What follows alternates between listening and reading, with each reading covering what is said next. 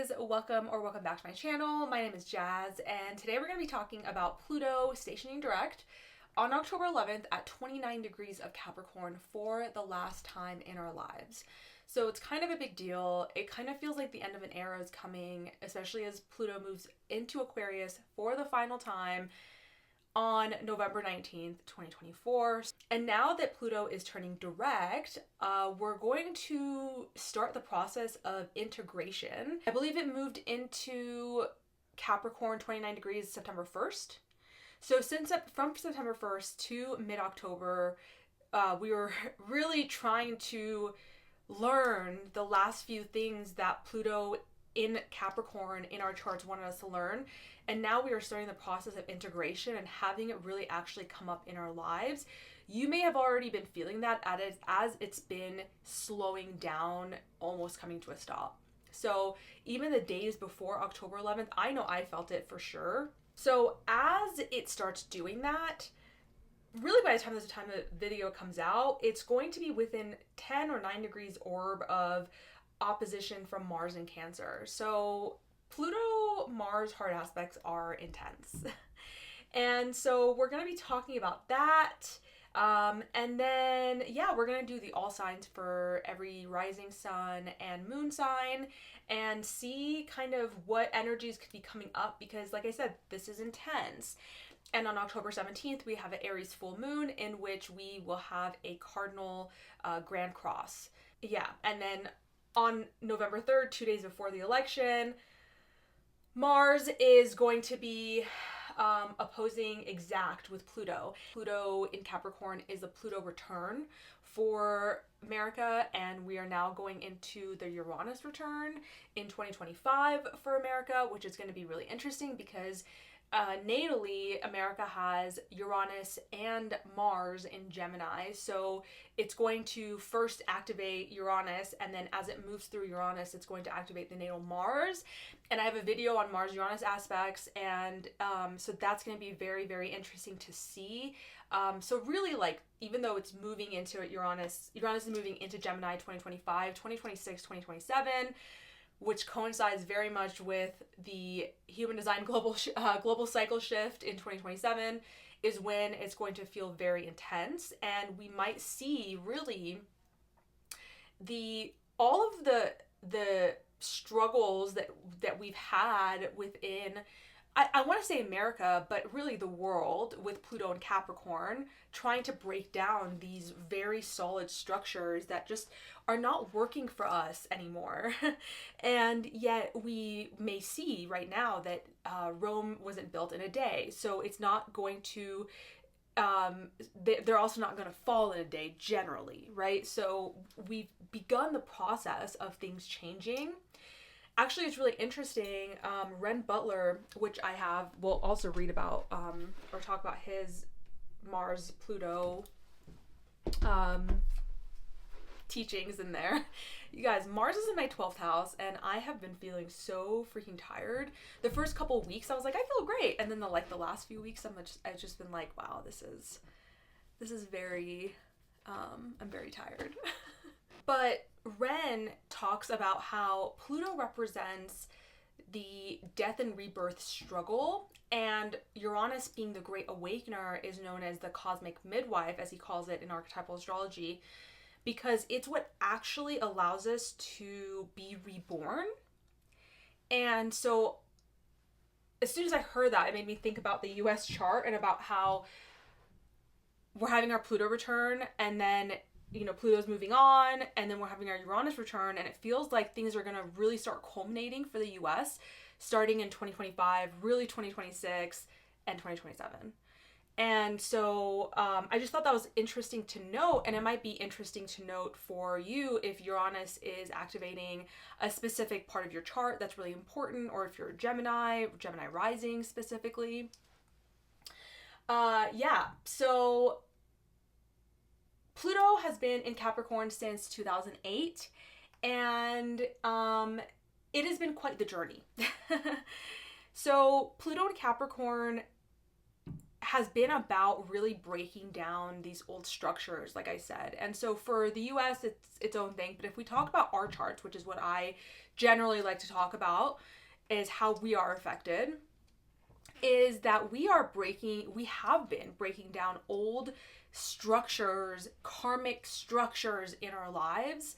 And generally Pluto in Capricorn is, I mean, Pluto in any sign is going to be difficult, but Pluto in Saturn sign definitely increases the obstacles, increases the karma, increases the life lessons. And specifically if this has been, you know, opposing you, squaring you, quincunxing your signs, this might have felt really difficult. But I honestly don't know a single person who's like, yeah, Pluto and Capricorn's been easy. I think on a collective level, it's been necessary for us to break down these old structures so that we can move into authenticity. We can move into freedom with Pluto and Capricorn, or with Pluto and Aquarius. We can move into these revolutions, and really, more importantly, honestly, you guys, are these inner revolutions that we need to have, right? Outer revolutions are important, yes, but they start with inner revolutions, and we can only do so much work out there if we're not doing the work internally, right? So now Pluto, like I said, is going direct on October 11th, and it's going to be really asking us to integrate a lot of what we've learned over the past, if you want to really think about it, over the past 16 years, but specifically over the last 6 weeks, where it's been trying to tie up loose ends and trying to kind of show us, okay, like this is what we need to finish up before Pluto moves into Aquarius for good. Pluto has been teetering on this 29 degrees since either early 2023 or late 2022, and it's been going into Aquarius and then back into Pluto and Capricorn and back into Aquarius. So we've been getting this taste of what Pluto and Aquarius feels like for us, and then having to kind of go back and still recognize that we're finishing something up. And so now we're really finishing that up, and to just make all of it, and then of course it leaves Capricorn for good on 11/19/2024. But like I said, it's going out with a big bang, as it generally does. And this is being shown to us by its opposition to Mars, as well as the Grand Cross that's going to happen during the full moon in Aries. Now, the Grand Cross is not exact, but it's definitely with an orb. So we're going to feel it, especially if you have anything in late Aries, Cancer, Libra, Capricorn, Cardinal signs. And even for this Pluto-Mars opposition, because it's going to continue once Mars goes into Leo and Pluto's in Aquarius. Now, we already had this last year as well, where Pluto and Aquarius did oppose Mars in Leo.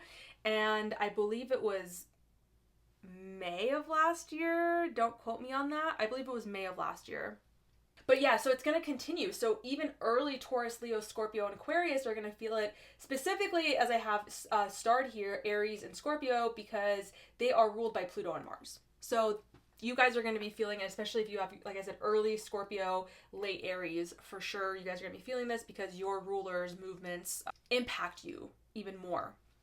When Pluto then opposes Mars in Cancer at 29 degrees, which, as we've talked about before, is an anaretic degree. So we've got this volatility with Mars and Pluto, hard aspect, right? They're intense. It can be volatile. And then we got the 29th, it's happening at the 29th degree, which is unstable, intense, volatile, a culmination point. So it's like a culmination point within a culmination point. Right? Because Pluto and Capricorn, I mean, it's really finishing something up. And then you've got it at 29 degrees with Mars and Cancer. So, you know, and yeah, also Mars is going to be squaring Chiron. This is all really intense. And for me, this time, as I'm making this video and as this video is going to come out, everything feels very relational in nature still. I talked about that in my solar eclipse. I talked about it a lot in my solar eclipse video that I did. The fact of the matter is we still have planets in Libra. We still have Lilith in Libra. We still have Black Moon Lilith, and we still have Juno in Libra, and Mercury in Libra, and also Mercury will be squaring off with Pluto around this time. I think it's like the 13th or 14th. Let me see here. 13th. It is the 13th. So, you know, Mercury square Pluto is also going to be a time to watch our communication with Pluto is that it can be very unconscious. And so it can be difficult for us to work with the energies of Pluto consciously.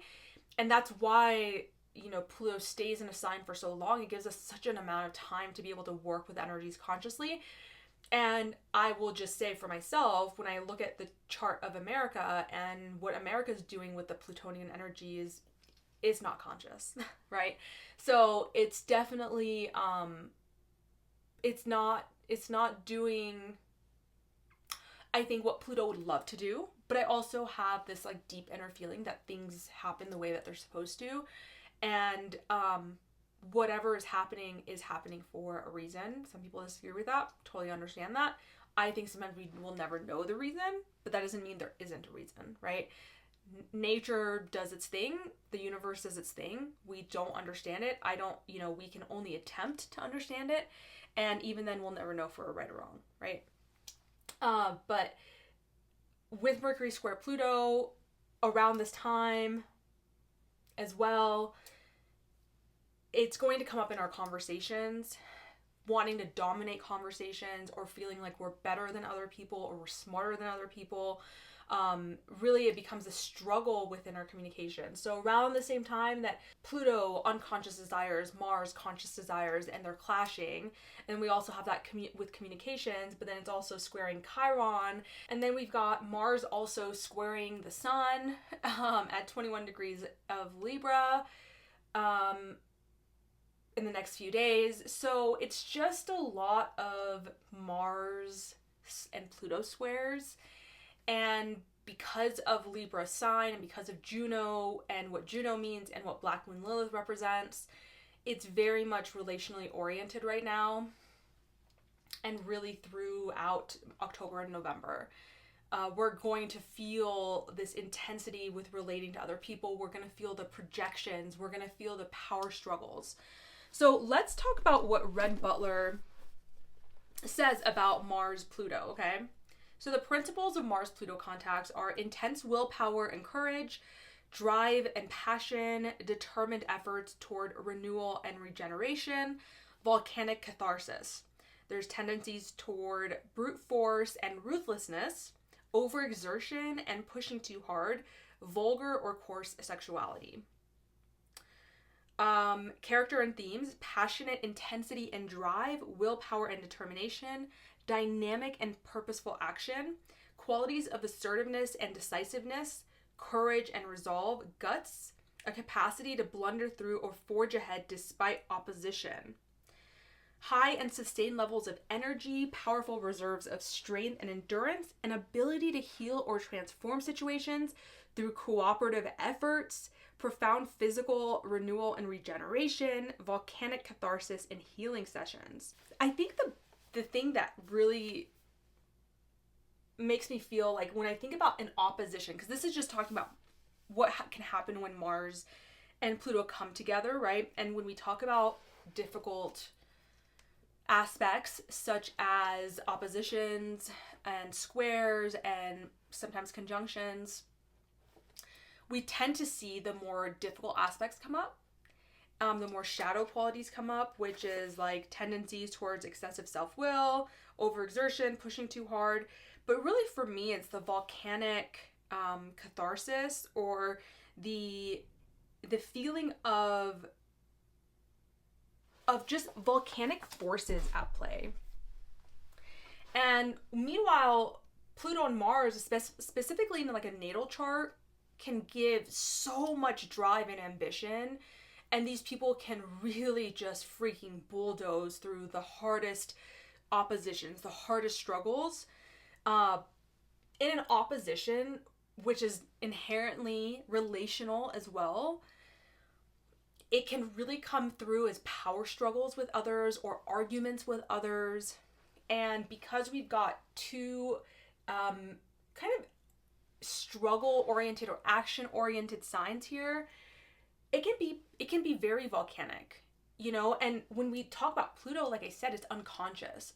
It's really difficult, and it takes a lot of awareness to recognize what we are doing, to recognize like, oh my gosh, I'm acting in this way. And with an opposition, it very much, like I said, manifests with when you're relating to another person. And so really good advice, in my opinion, during these times is listen to people who you know are there for you and who want the best for you.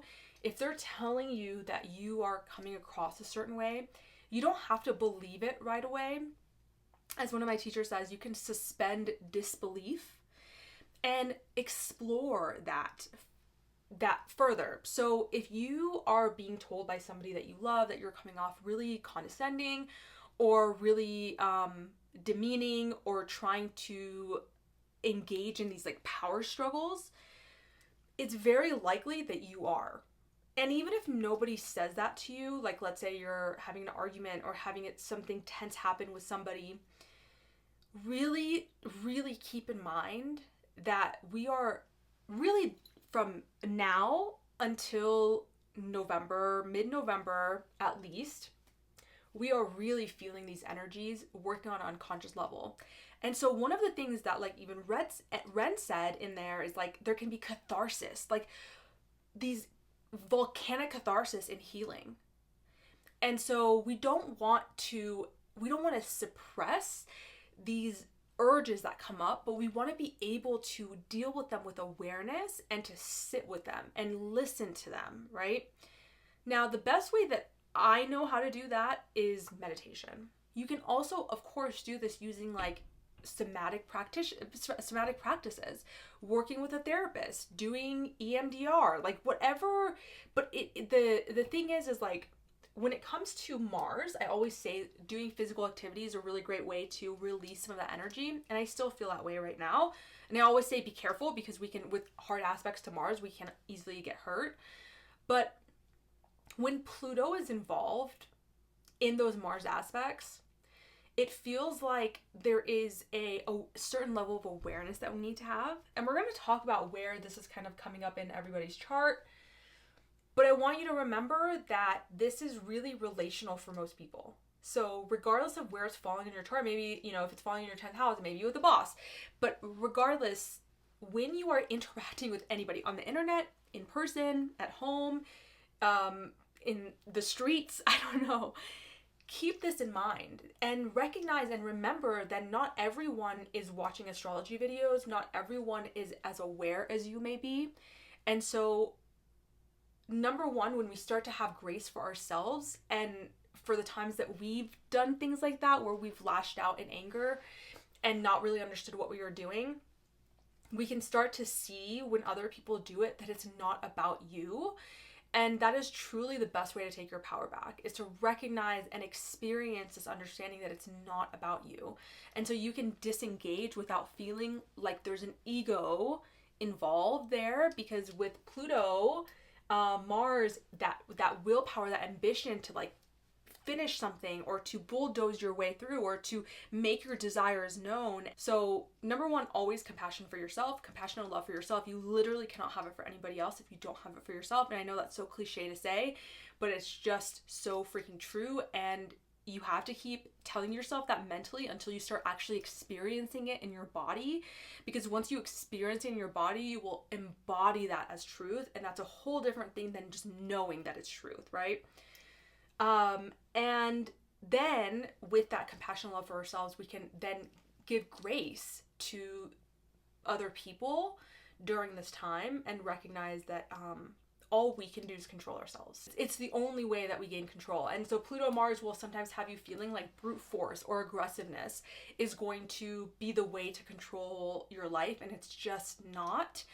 Instead, can we transform that into seeing that the only way we can transform this impulse is to use it as a catharsis for our own healing, and therefore love ourselves enough to love others. Yeah, I think that's all I have to say about that, because I really do want to focus on each of the signs and where this is happening in your chart. All right, we'll see you guys.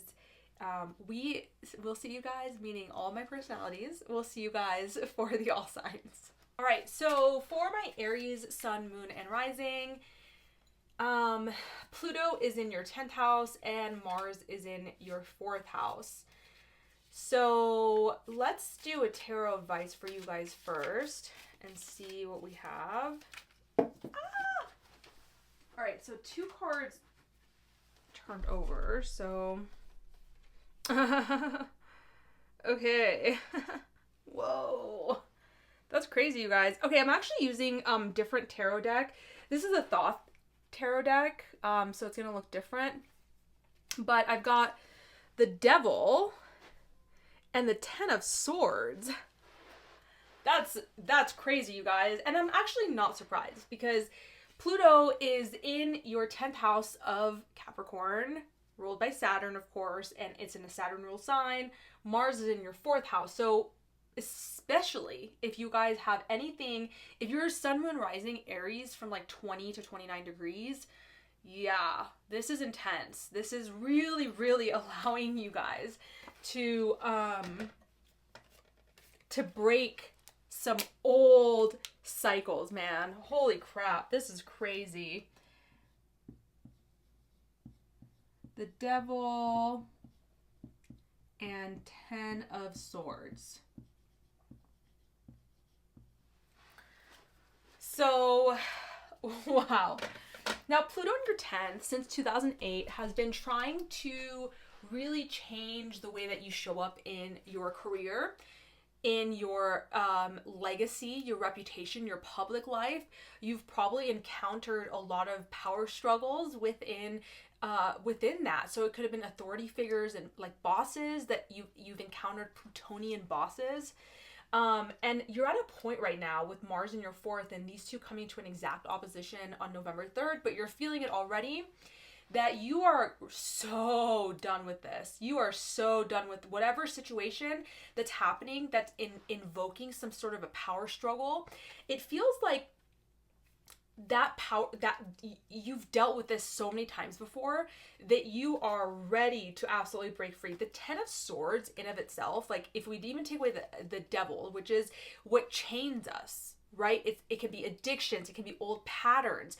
It's generally something of a material thing. So it could be that you've stayed in a certain career field because of the security it provides, but you are recognizing that that has been chaining you down and it's been suppressing who you're meant to be. And so with Mars in your 4th, you're actually getting a lot of emotional strength. Oh, I'm getting so many chills, you guys.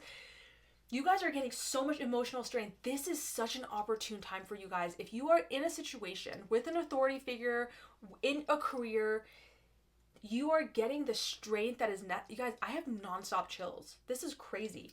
You are getting the strength that you need to leave this situation. Now, it doesn't necessarily mean that, while I believe that for most of you guys, this power struggle that you're leaving is in your 10th, but Mars is also in your 4th, meaning that if there is a home situation that you do not want to be in anymore and you're feeling that Pluto struggle, power struggle within your home, you are just getting Mars in your 4th house gives you immense energy to move towards action from a deep place of emotion. So it can be like very righteous anger. And I have a video on Mars and Cancer. Actually, I'll link that down below. And I forgot to mention that in the beginning part of the video. But that's important to listen to as well, just to get a more holistic understanding of what Mars and Cancer can mean for you. And I think I briefly actually talked about the opposition of Pluto in there. But what you're just getting a lot of emotional strength. And this could feel like for you guys, fights and arguments within the home. There could be tensions about your work with your in your home life, or in your work about your home life. So there's an inherent relational struggle happening here. So whether that's purely in your 10th or purely in your 4th, but I think it has something to do with both.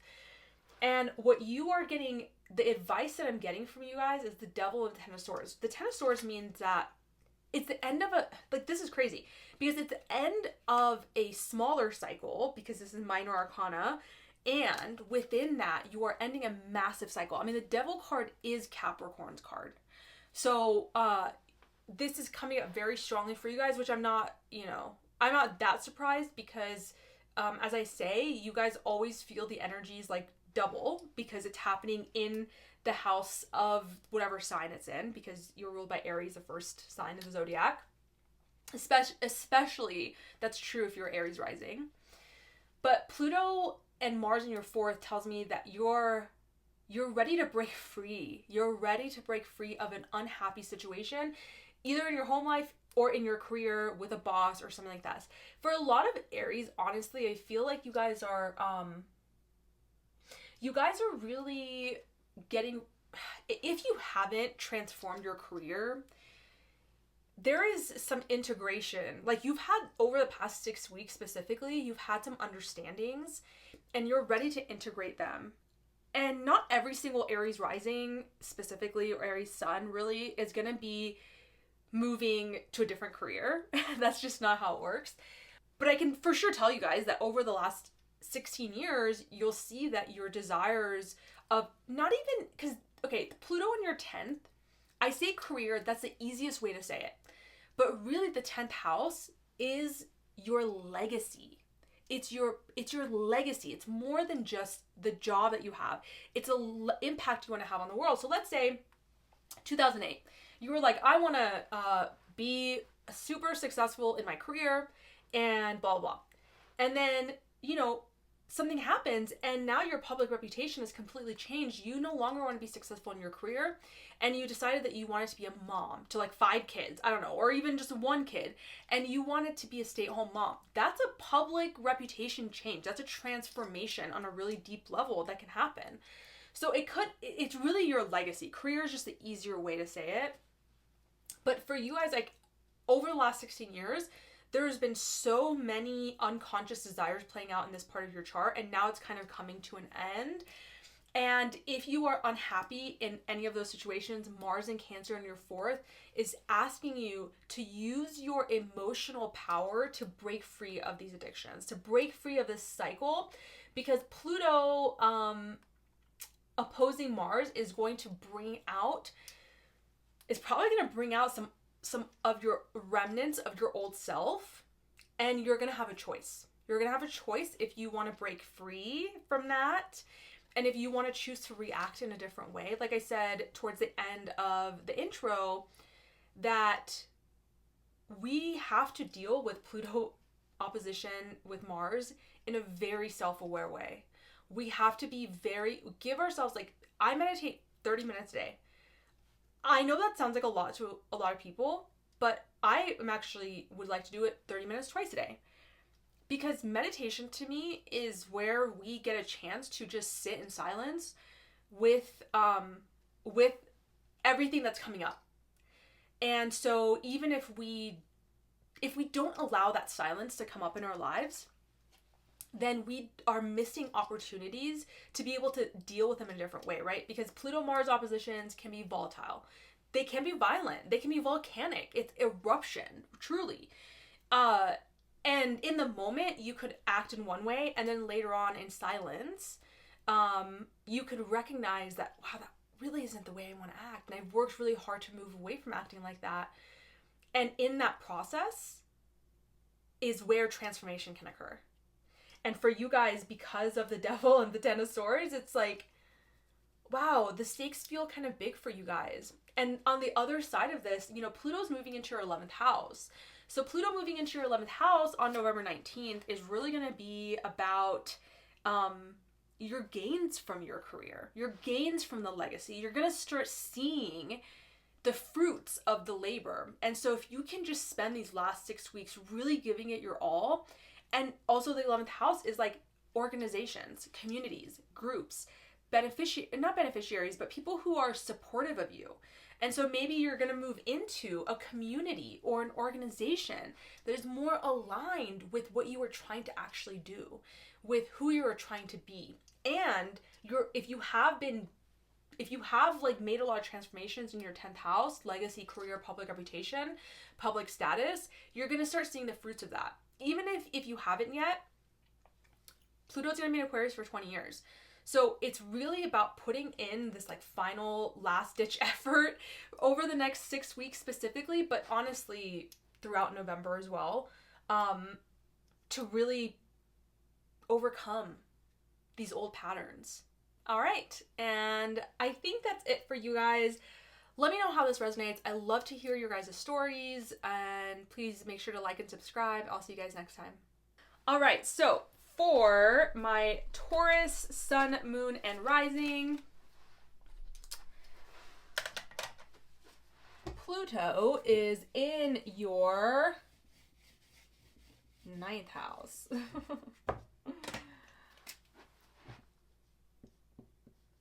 There's just something about writing on a whiteboard or a chalkboard that just feels so good to me.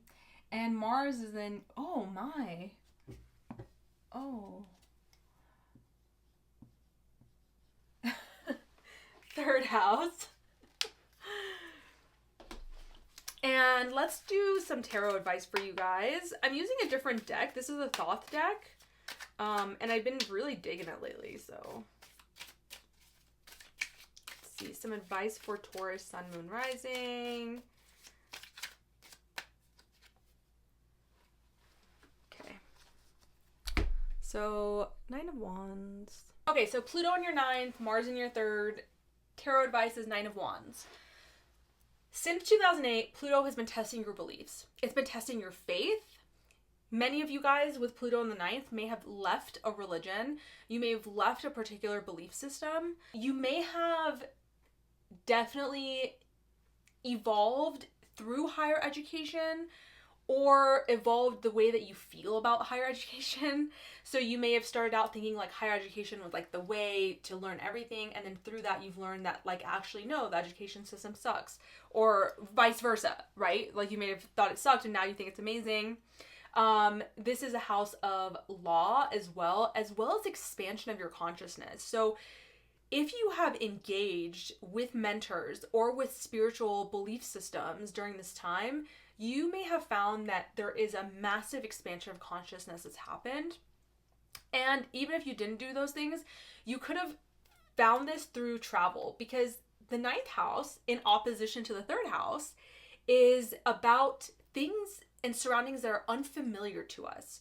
So we can do that through travel, through long distance travel, going from one part of where we're at to somewhere further away where they have a different culture, maybe they have a different language, they have a different way of living, an expansion of our consciousnness through that, or through reading and learning and doing spiritual things like meditation or ceremonies or things like that. During this current period and leading up until November 3rd and really until all of November, because it's going to be exact, Pluto opposite Mars is going to be exact on November 3rd, but we're going to still feel it for weeks after. Mars in your 3rd is giving you challenges in your immediate environment and testing your boundaries. And this is only reiterated by the 9 of Wands, which is often a card of testing boundaries. It's a card of resilience, it's a card of strength, it's a card of courage.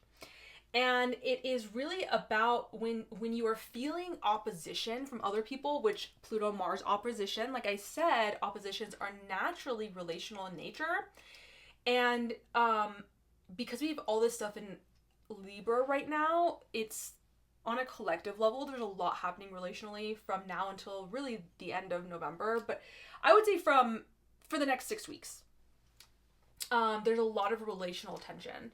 And for you guys, it's a struggle and opposition that's coming from your immediate surrounding. Like you're trying to finish something out in this 9th house of spirituality, law, higher education, expansion of consciousness, finding truth, finding meaning in your life. And Mars in your 3rd is saying that your immediate surroundings, your siblings, neighbors, your own mind, your thoughts are really posing in opposition to you right now. Like you're trying to get somewhere and like trying to expand your consciousness or get to some place educationally or spiritually, and you're finding a lot of struggles. Yeah, and it could be communication. So it could be like when you have Mars in the 3rd, and I talked about this in my Mars in Cancer video, which I highly recommend you check out just to get a brief overview of what Mars in Cancer is doing for you during this time. We're going to be dealing with Mars in Cancer until like April of next year. So important to understand that. But when Mars goes into your 3rd house, it can actually fire up your communication. So you may be more assertive, but when this comes around, this opposition, the assertion turns into aggression very easily. and you're feeling like, you know, your unconscious is really wanting to expand, and Mars feels like the only way that it can do that is by really being assertive in your immediate surroundings. And the third house, I think we often don't recognize how impactful third house transits can be. Mars has been here since September 4th, and when your immediate surroundings feels difficult, like how does your life not feel difficult, right? Because it's like your bubble that you live in is challenging you. So that can, like, we always talk about how it's like siblings, neighbors, cousins, like things like that, but really it can be anything. And I'm saying this because I'm having South Node in the third house, and I remember when the transit first started, I was like, you know, and the eclipses started, I was like, this can't be like that bad. But then, like, as I went through them, I was like, holy crap, this is really tough. But also, like, then it pushed me to expand upon, like, wow, your third house really is important. Like, you know, we talk about it being communication and our thoughts, and that's very true, but it also is when your immediate surroundings is Martian. There's fights. there's arguments. So if you're living with a partner, you're living with a roommate, you know, maybe your neighbors are being oppositional to you during this time, and it's causing you to test your boundaries, to test your faith. How much have you actually changed in your belief systems? How much have you actually found truth and meaning in your life? That is what is being challenged for you right now through this opposition in your immediate surroundings.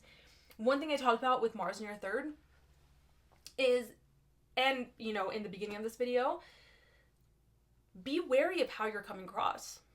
Because like I said, the assertiveness could turn into aggression or volcanic eruptions very quickly. And just be very cognizant of the way that you are trying to establish your own boundaries. Boundaries are great. We love boundaries. And also we have to remember that boundaries are about us, right? So like when we say something like, you can no longer do this, that's not a boundary, that's control.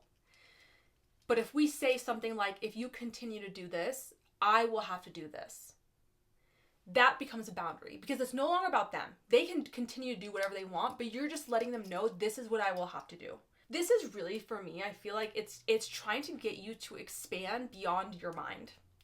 It's trying to help you understand, to see how your mind is getting in the way of your expansion of your consciousness, right? Like we talk about like third house is like lower mind, ninth house is like higher mind. And I agree with that. And I think that the third house in Gemini in general is more of like the reptilian brain, not so much like the lower mind. And so when we have Mars there, it's like, you know, just like this impulsive things. And so it just feels like, I don't know where I was going with that, but yeah, I just think that your expansion of your consciousness is going to really be reliant on how much you can sit with the way that you may be coming across, and understanding like the Nine of Wands, like in this tarot deck, this is called strength. And in Rider-Waite, for me, it's very much about resilience. So the 9 isn't quite the 10, but it's like you're almost there. Like, you're almost there. Don't give up. I want to get one more thing just to see if we're like missing something for Taurus during this time.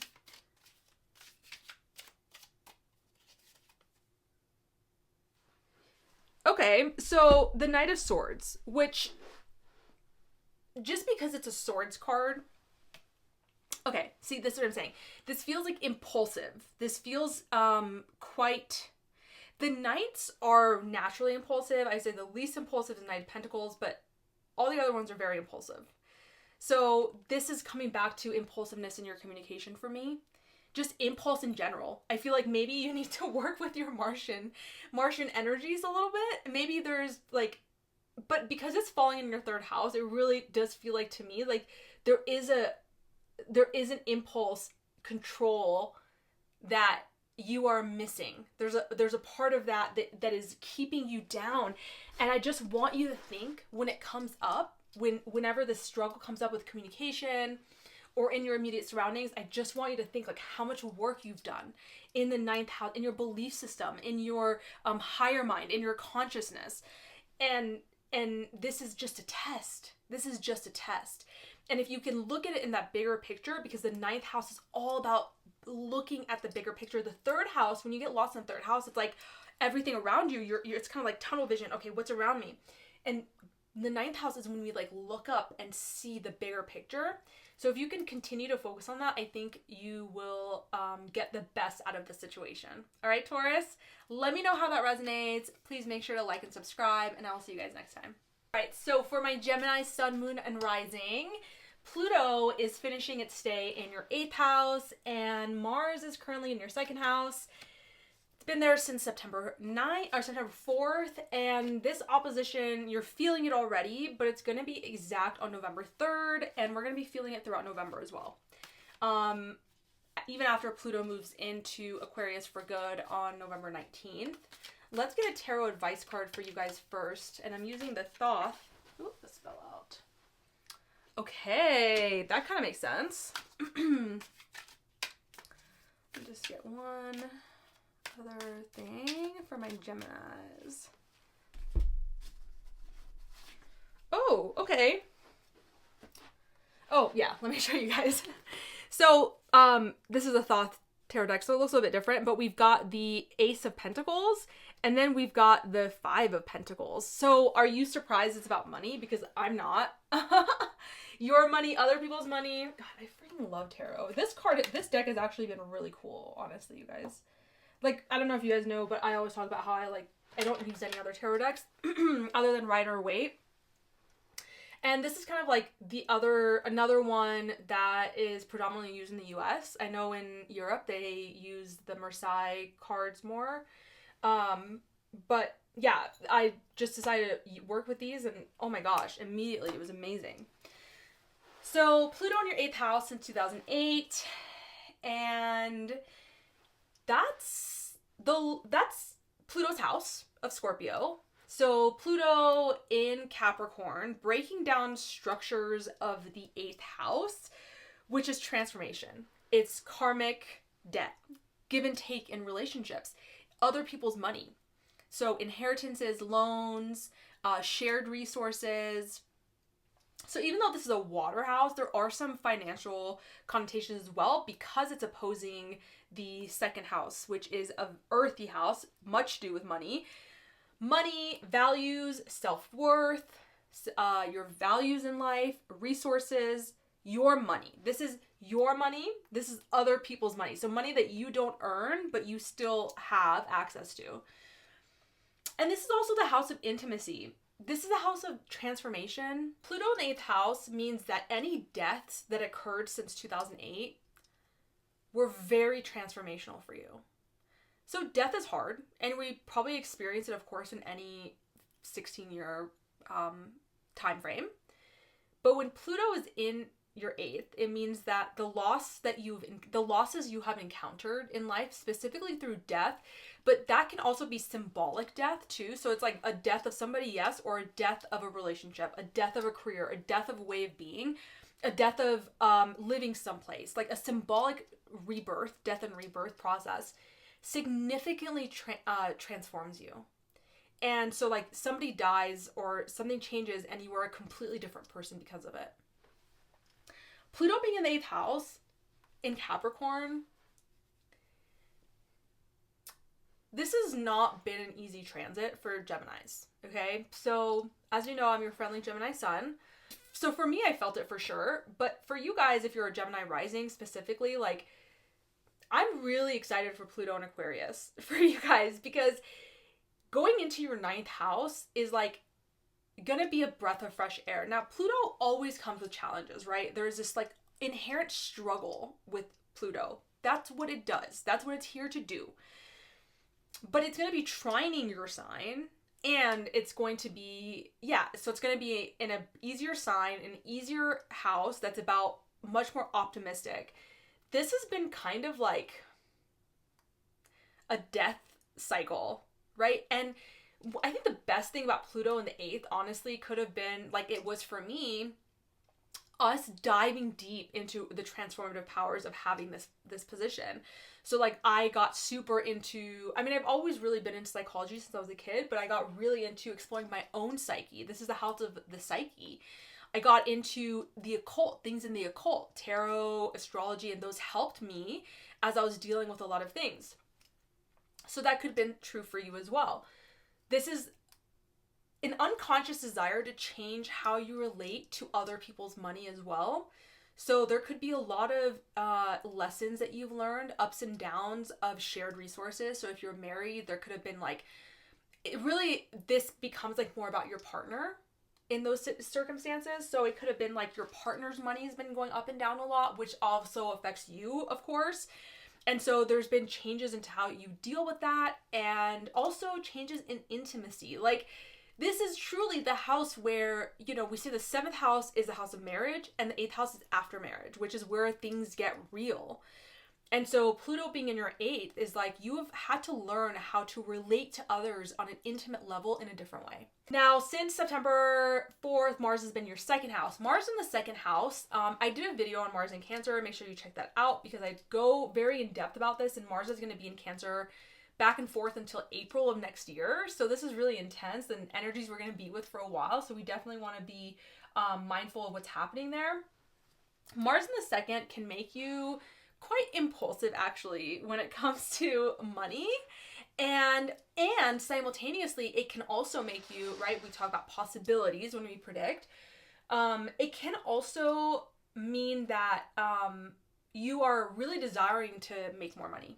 You are getting some energy towards making your own money, right? So like so much of Pluto in the 8th has been about other people's money, and now you're like, okay, you know what, I don't need your money. I'm going to figure this out on my own. And so in a way, that is actually really empowering. And Mars in your 2nd house of values and self-worth and self-esteem can have that self-empowering effect to where you're like, I don't need you. And you can say that lovingly, right? Like you don't have to say that in a way, and that may be a struggle for you. Like that may be something that comes up during this opposition, is that feeling like, well, I don't need you, and so screw you and whatever. And that may be what you need to do. Or possibly that situation could be challenging you to see that there is a loving way to do that.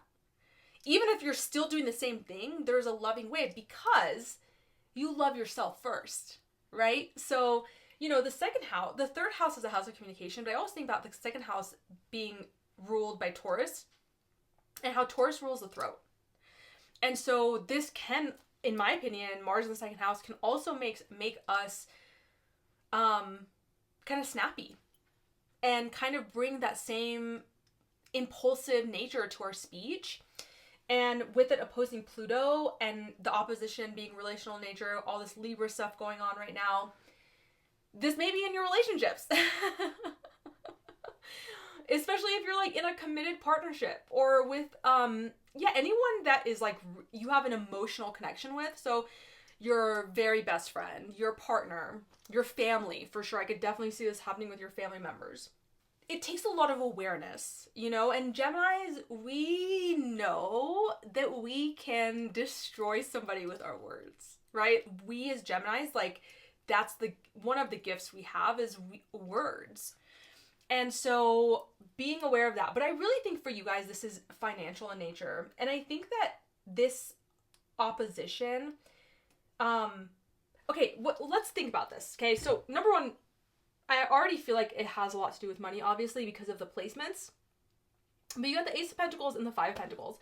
So some of you guys may be really worried about money right now. Maybe the Pluto in the 8th house, like other people's money, is forcing you to have to make more money because you're like, well, my partner's not making money, or my investments aren't doing good, or I was supposed to get an inheritance and I didn't, or my loans are just way too high. I have too much debt.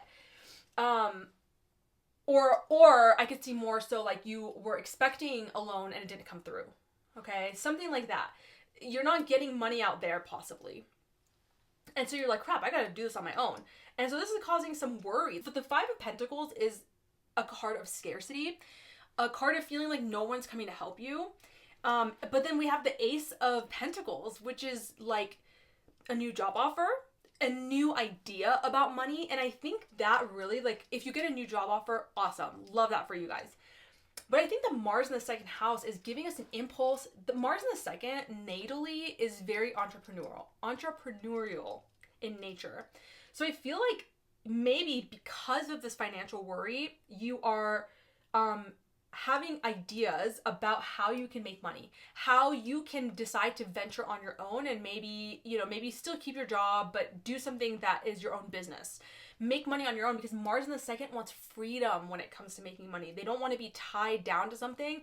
Mars is a warrior. Like, it doesn't want to ask somebody like, hey, what should I do? Well, sometimes they can, okay? But generally with this placement, Mars in your second, like, you want to have freedom with your money and you want to be able to make it on your own terms.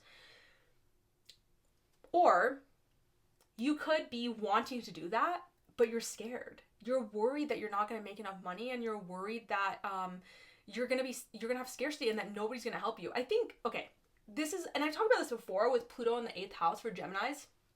I feel like Geminis have a really hard time asking for help. They have a very hard time relating on a deep emotional level.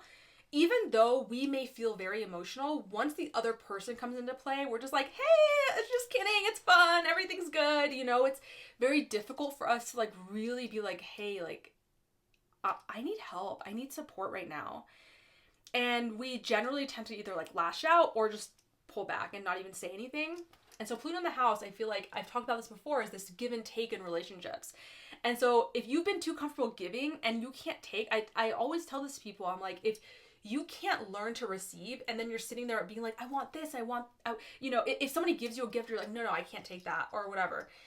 And then you're sitting there and you're like, why is nothing good coming to me in life? It's like, well, you have to learn to receive it and understand that when somebody's giving you something, if you deny it, you are robbing them like of feeling really good.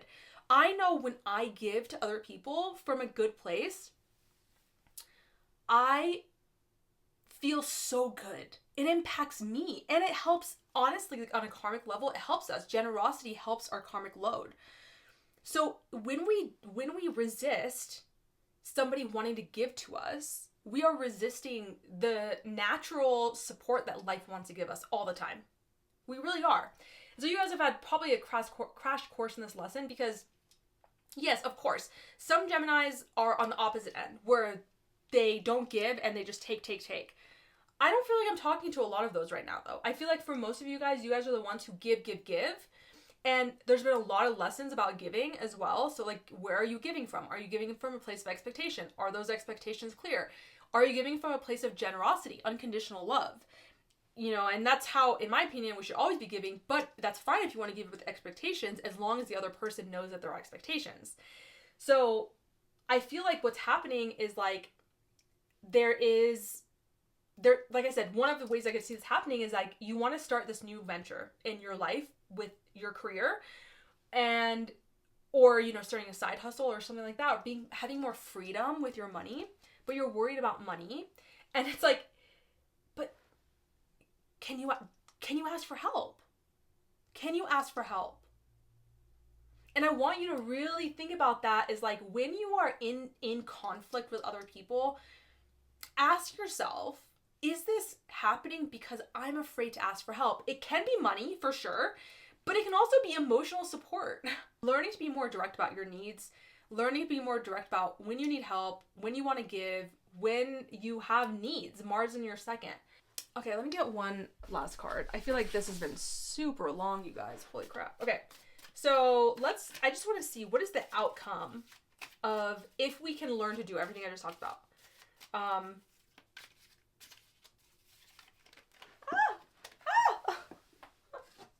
See, that's what I'm saying. With these cards, they just fly out.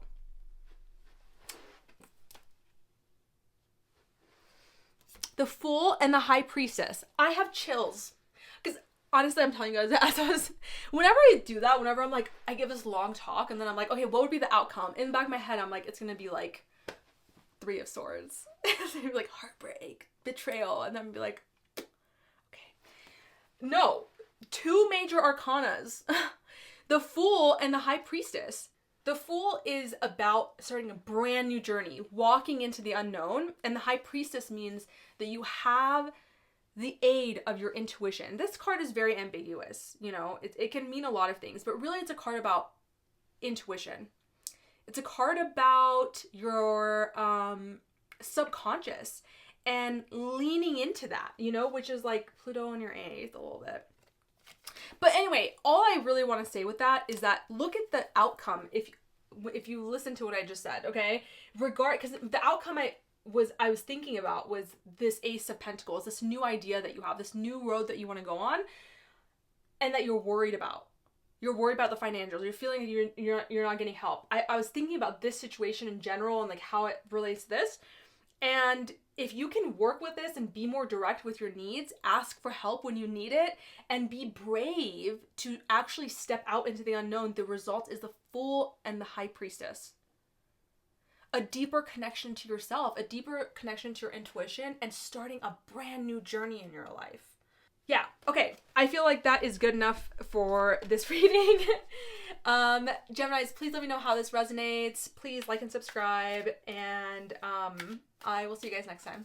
All right, so for my Cancer, Sun, Moon, Rising, Pluto is in your guys' 7th house. Mars is in your 1st. Make sure you check out the Mars and Cancer video I did. I'll have that linked below because we're going to be dealing with that energy until April of 2025. And so I'm going to obviously go into it here, but it's more thorough in that video. So check that out if you haven't, or if you just need a refresher. Before we begin, let's pull an advice card for my Cancers. I'm using a different tarot deck. This is a Thoth tarot deck, and it's been, it's been really cool. I've just been working with it for a few weeks, but I am very much in tune with it. The imagery I'm still getting used to for sure. It's very different and very kind of intense, but oh my god. The Sun and the Emperor, you guys. This is crazy. Okay, so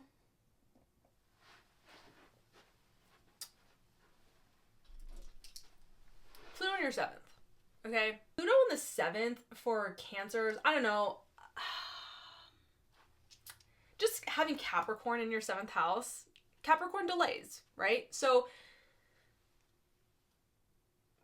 many Cancers can have a lot of transformative opportunities in their relationships. When Pluto goes into our 7th house, which has been there since 2008, and it's finishing up November 19th, right? And this opposition with Mars is going to be exact on November 3rd, but we're feeling it already. Pluto on the 7th is very much encountering people outside of us who are very Plutonian. So you may have actually dealt with a lot of Scorpios during this time, or Scorpio risings, or Scorpionic people, you know, Sun conjunct Pluto, Pluto in the 1st house, things like that. Or you could have just met with a lot of opposition and dealt with a lot of power struggles within relationships. Pluto in the 7th house can, you know, if it's not well integrated, Pluto can be violent. It can be very aggressive. It can be manipulative and controlling. So you may have dealt with that a lot in relationships. Mars is in your 1st. So Mars in your 1st is like really powering you up, is giving you a lot of stamina in order to be able to break free of this, okay? The advice I got for you guys from the tarot is the Sun and the Emperor. So the Emperor is very Aries-like, and the Sun is very Leo-like. So this is a lot of fire. And it makes sense that you guys have the Emperor because its rulership is like with Aries, and Mars rules, or oh my god, Mars is the ruler of Aries in your 1st house during this time. So it really makes sense that it's saying you're getting this Martian energy. And like I said in my Mars and Cancer video, you may be looking like to other people very Martian in the sense that you are cutting things out of your life. You are standing up for yourself, and a lot of people may not really recognize that in you at being a Cancer rising, and especially Cancer risings, being a little bit more like go with the flow, but you're like, no more. You are getting physical energy to be able to push through old patterns. And the Emperor tells me that you are really ready to have control over yourself. And like I mentioned in the first part of the video, the only way that we can do that, especially with Mars in the first house, because it fires you up, is self-awareness, is understanding where this power actually comes from, because this Emperor can be very much divine masculine energy, being very in control and having power, but it can also be a dictator. And so we want to make sure that we're operating on the more conscious side of this and using it for ourselves, because Mars is in the first house, it's not in the seventh house, okay? And in doing so, when I've talked about this a lot, but when any planet is in our seventh house, it's actually asking us, because it's an opposition, right? And oppositions are relational in nature. But when any planet's in the seventh house, it's actually inviting us to integrate that planet into our own psyche. And so if Pluto is not well integrated in your psyche, and it works very subconsciously, so it's something we have to work towards, it doesn't just happen. The impulses will happen, but the integration aspect really has to involve some work on our part. When Pluto is in your seventh and you're dealing with people and you're saying, oh, I've met this narcissist, oh, I met this person, and I talk about this a lot in my solar eclipse and Libra video. It's very long, but I think that's a great video, and I listened to it like 3 times because I need it to.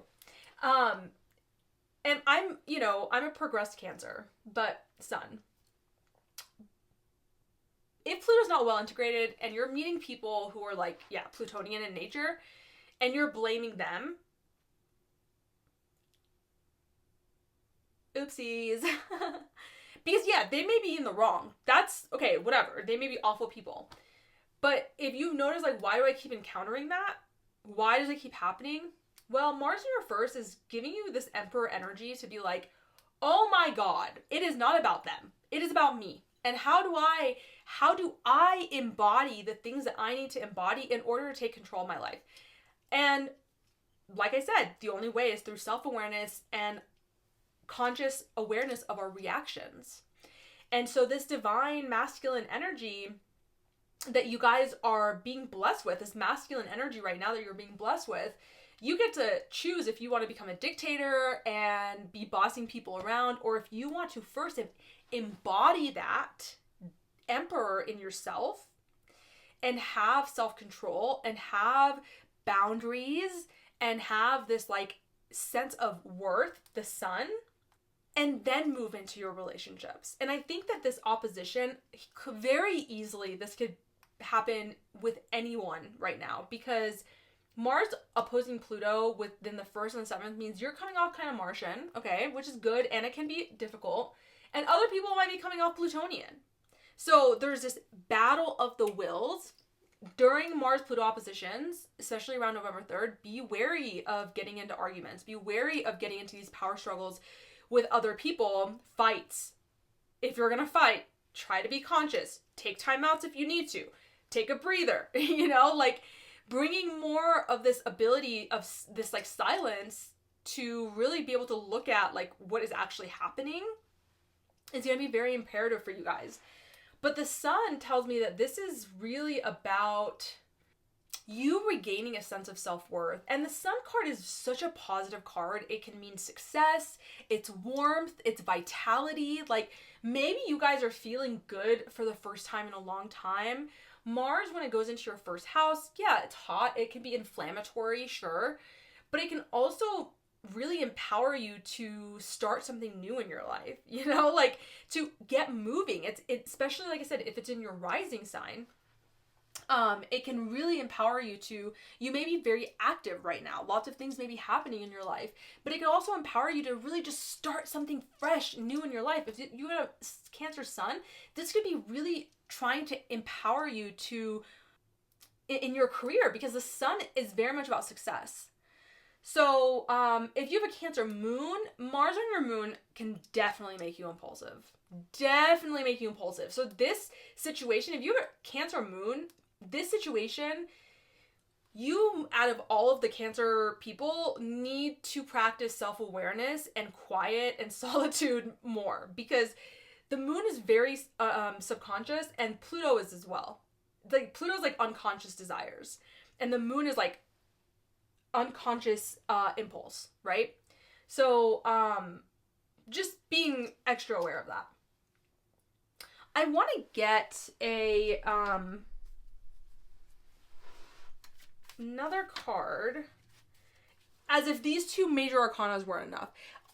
I just want to say, all that this is showing me is that this is clearly very important for you. Now, specifically, if you are Mars, Sun, Moon, Cancer, stellium in the later degrees, so like 20 to 29 degrees of Cancer, you're going to definitely be feeling this. And this is like the end of an era. Pluto's been here for 16 years, so it's not super...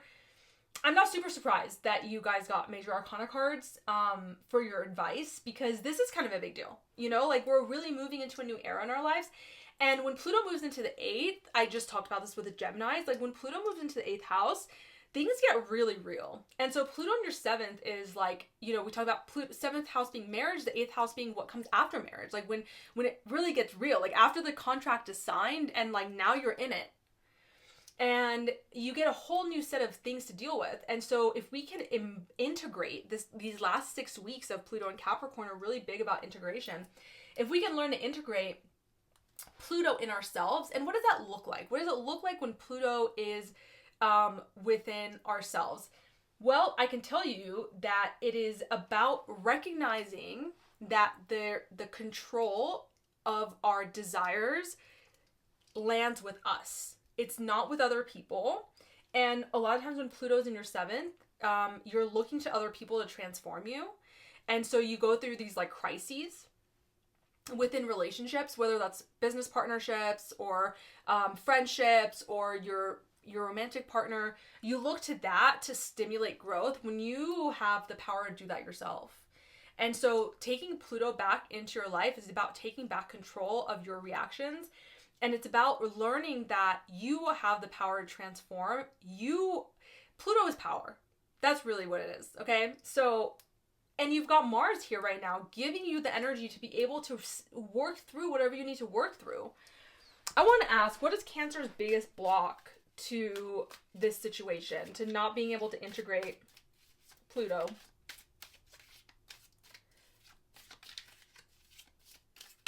And possibly Mars. But Mars is easier. See, everything just flies out with this deck. Another major arcana? You guys are freaking kidding me. It's the Hermit. What was I just saying? Like, silence. Meditation. This is a time of retreat because you know that there's integration that needs to happen.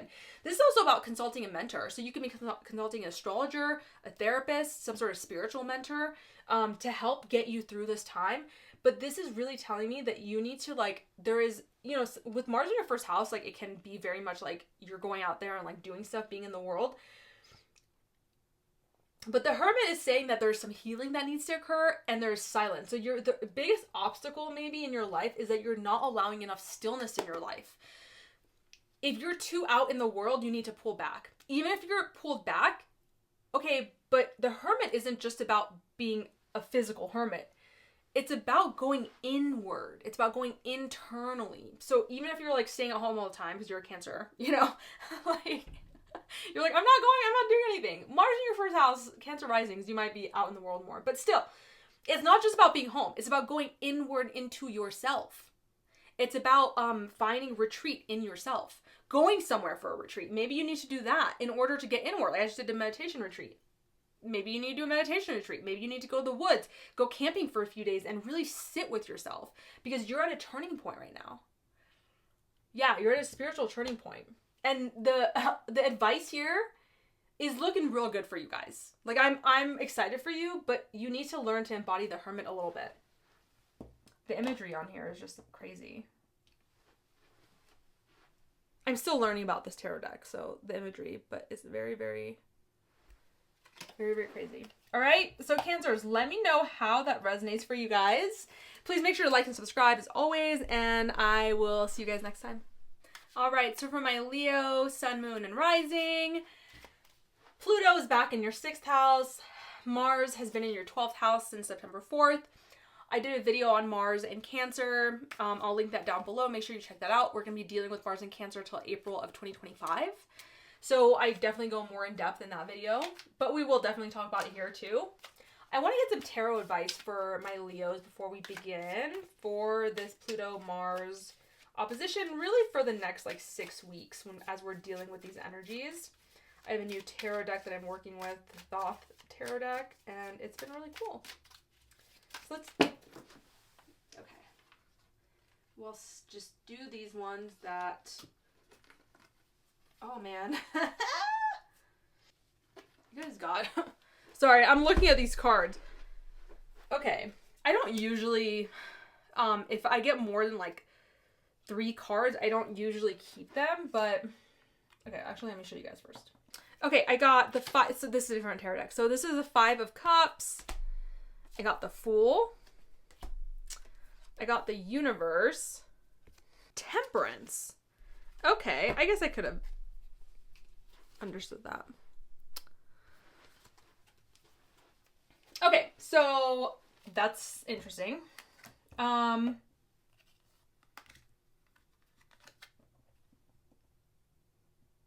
let's do that.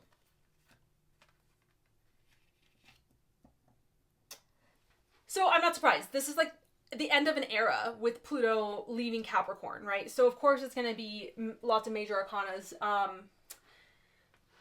But yeah, for Leos, Pluto in your 6th, you know, the 6th house is a really interesting house. I love the 6th house. I also love the 12th house. These are like 2 of my favorite houses to work with because I feel like there's just so much more, there's so much to them. So the 6th house is traditionally talked about being work, pets, health, illness, your daily responsibilities, hard work, a sense of sacrifice that you have to deal with. The 12th house is solitude, healing, closure, meditation, in mental institutions, hospitals, prisons, things that are hidden away. So it's about like being physically put in a place of solitude and being alone, or doing that yourself mentally. It is a house of deep spirituality. It's a house of the collective consciousness. And Pluto in the 6th is like very much is an earthy house, right? And it's very much rooted in what we are doing in our daily lives. And the 12th house is very far off, right? It's, traveling overseas and far off distant places and the collective consciousness. So it's very integrative. And these next 6 weeks are really integrative in nature. And we're integrating a lot of the Pluto in the 6th house stuff. Pluto in the 6th house, I don't know about my other Leo risings. For me, it's been really, really tough, but also very, very fruitful. Before we get super into it, I just want to talk about this. 5 of Cups, disappointment, the Fool, Universe. And this is my advice, okay, that I got for you guys. And then Temperance. The fact that we have the Fool and the Universe, this came up in my solar eclipse reading, that I got the Fool and the Universe, which is the very beginning and the very end of something. So big, major beginnings and endings. And to me, this feels like, yeah, of course, Pluto in the 6th, ending and beginning something, but also like Mars in the 12th feels like endings happen in the 12th, right? Because we got to end these cycles before we go into the 1st house. And Mars going into your 1st house is going to be an ongoing saga from November until April of next year, right? Yeah. Mars is gonna, because of its retrograde in your sign in Leo, it's gonna be in Leo and Cancer for 8 months, pretty much. Or 6 to 8 months. So I feel like the reason why you're getting that is because of this. Like something big is happening for my Leos. Pluto's moving into our 7th house. And I feel like for most Leos that I've spoken to, we've had a little introduction to Pluto in the 7th. And I feel like most Leos I've talked to feel like that's felt better than Pluto in the 6th so far. Please let me know how you feel about that if you're a Leo rising. If you completely disagree with that, totally aware. I mean, there's so many possibilities in every single chart, right? So I don't have your chart in front of me. This is very general. But I'm looking at Pluto in the 6th house Pluto coming back into the 6th house as an honor, and in trying to honor what it's trying to do and what it's been doing since 2008, which is really trying to revolutionize and really transform our connections to our bodies, and to look at our mind-body connection. The 6th house is very much about like mind-body connection, and look at how we are treating that connection. Look at how we are treating what we work for, what we are willing to sacrifice in this life for, and also our health. Like for me, it's been very, very health oriented, but that also, you know, I've had so many different types of illnesses that I've overcome. Like looking at me, you would not think that I've overcome the things that I've overcome, and I'm still actually dealing with a lot of them, a lot of chronic pain and stuff. But it's really been what thrusted me into my spirituality. So I'm very, very thankful for that. But like, you know, a lot of transformative power in our pets, a lot of transformative power in working with small animals. So maybe you became a veterinarian or something during this time, and that's transformed your life in some way. Or maybe you've, like me, discovered a very deep relationship to animals that you didn't know about before. I grew up in a culture where, you know, we don't really have animals. We don't relate to animals that way. But during this time, Mars being in your 12th, Mars in the 12th can be a blessing and a curse. A blessing in the sense that it can really bring up some unconscious stuff from the 12th house for us to deal with. A curse in that it doesn't come up directly, right? So it's like this this lingering thing in the back of our minds that can come up as agitation and irritability, because we aren't really sure like where it is. Like the 12th house is very elusive as a house of Pisces. It's difficult to pin things down. And so it may feel like, yeah, you're feeling like more irritable, but you're not sure why. And so one of the ways that I could see this working out really well is spending a lot of time in solitude. Mars in the 12th house wants that anyways. I said in the beginning of this video, I've been feeling super tired. The first like couple weeks of this transit, I was feeling fine. But once I actually slowed down at the silent meditation retreat, I realized how freaking tired I was. And ever since then, I've just been feeling really tired. So that's what Mars is wanting us to do, is to spend time in solitude, spend time with our dreams. Your dreams may have been kind of crazy recently since Mars has been in your 12th house, because it's working on a subconscious level. And so our dreams are a really easy way for Mars to show up. So if you don't have a dream journal, highly recommend that you have one. So working with your dreams, working with active imagination, using our imagination as a means to create what we want in this life, what we want to see in this life. Like this is such a good energy for that, because we're getting energy towards that. All of the 12th house things like solitude, closure, any closures that we need to end, like the universe, you know, it's like we're at the end of an era. The 5 of Cups is interesting to me. This is the card of like disappointment on an emotional level. And Temperance, of course, being a Sagittarius card, but being about balance and moderation. Pluto in the 6th house can oftentimes bring up some addictions, and 6th and 12th house can very much be about addictions.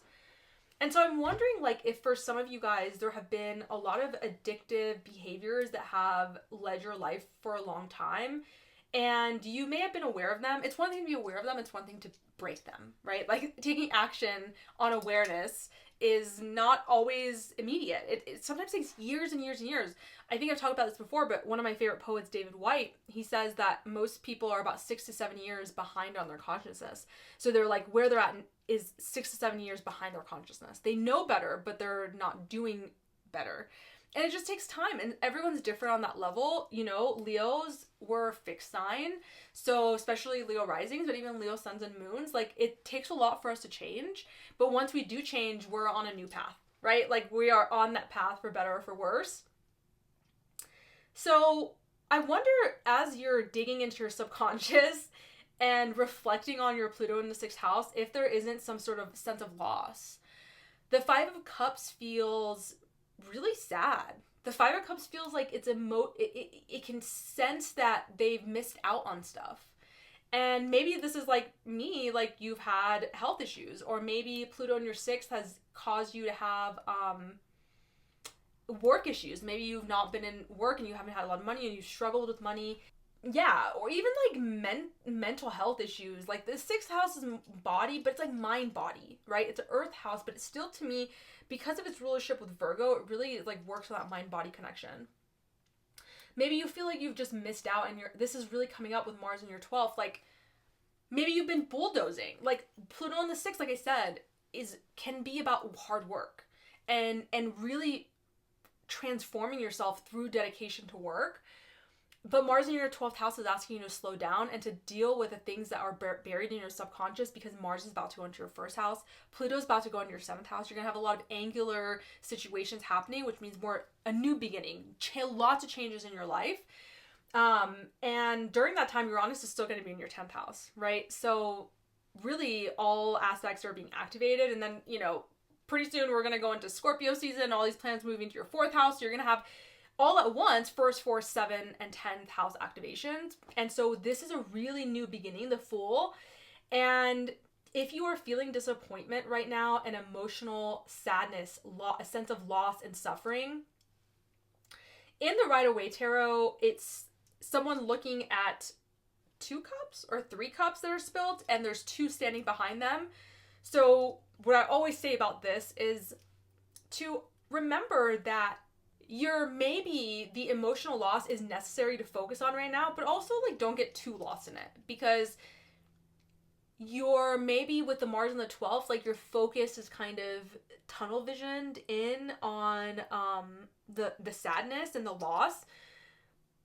Just remember to have some balance, some temperance, some moderation in understanding that this situation has not been easy. And like you've had to work really hard to get to where you are now. And I want you to be proud of the work you've done. And yes, you may have lost some things. You may have, you may be disappointed. You may be sad. You may feel like you missed out on a lot because of this journey of Pluto in your 6th might have been hard. Or even just this opposition time might have been hard. Now, I also just want to say, Pluto in the 6th, Mars in the 12th, this is relational in nature, this opposition, as they always are. For you guys, this could be at work. So there could be like, because you're feeling irritable, you are lashing out at someone at work, coworkers, someone like that. Or, yeah, I mean, this can really, when Mars is in your 12th, specifically, the imbalance is kind of like in your subconscious. And it's okay. Like, we don't have to be balanced there all the time, but I just want you to recognize that, because that's why I think the temperance came up, is because, like, just recognize that your impulses right now may be misdirected. People say Mars in the 1st, it's really good to have, like, physical activity. I also think that Mars in the 12th, I mean, some of the best athletes have Mars in the 12th. I know Michael Jordan does. I feel like Muhammad Ali does, but I'm not sure. But because there's this diffuse Martian energy, and this is like spiritual warriors as well. So like really putting a lot of energy into your spiritual life, the background life, your inner life for sure. This is like when my meditation practice really started to like kick up again. So something like that could happen for you as well. But yeah, so moving your body, really, really good for this transit for you guys, because you can't really understand where at least in your 1st house, it's visible to you. You know, like what you want to do, you know where you want to go. Whereas when Mars is in your 12th house, you're just like feeling irritable all the time, or like at certain times. And you're like, why am I feeling irritable? And probably your sleep is disrupted because of the dreams, but also it could just be because Mars is in your 12th. And so moving your body will give that Martian energy an outlet without having to be direct, right? You may be having difficulties being direct about your anger right now. It's normal with Mars in the 12th, okay? I just want you guys to, it's not about being direct right now. It's about understanding internally your Martian desires. So I think that's what I have to say for you guys. I feel like I got enough cards. I have been kind of doing a last card of outcome, but I feel like for you guys, really, it just shows me that the outcome is a brand new beginning with the Fool and a really big cycle ending, and all that's needed right now is temperance and moderation, and allowing yourself to feel the disappointment, but just not getting like drowned in it, okay? Leos, let me know how that resonates. Please make sure to like and subscribe, and I will see you guys next time. All right, so for my Virgos, Pluto is in your 5th, Mars is in your 11th. I actually already did your tarot reading, which I got the Knight of Wands and Page of Cups. I'm using a new tarot deck. So actually, let me show you the cards. This is the Thoth tarot deck, and I've been using it for a few weeks, and I really like it so far. The imagery is quite different, so I'm still learning that, but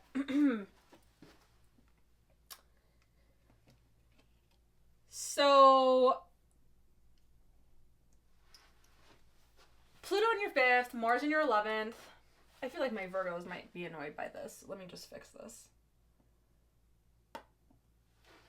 There you go. My progressed rising is in Virgo, and I have Mercury square my ascendant, so I'm kind of neurotic sometimes. So if you're a Virgo rising and you're like that, I'm right there with you. Is that straight? Yeah, it is. It's good enough. Okay. So Pluto in your 5th, Mars in your 11th. I did a Mars in Cancer video. Make sure you guys check that out. I'll have that link below because we're going to be dealing with Mars in Cancer on and off until April of next year.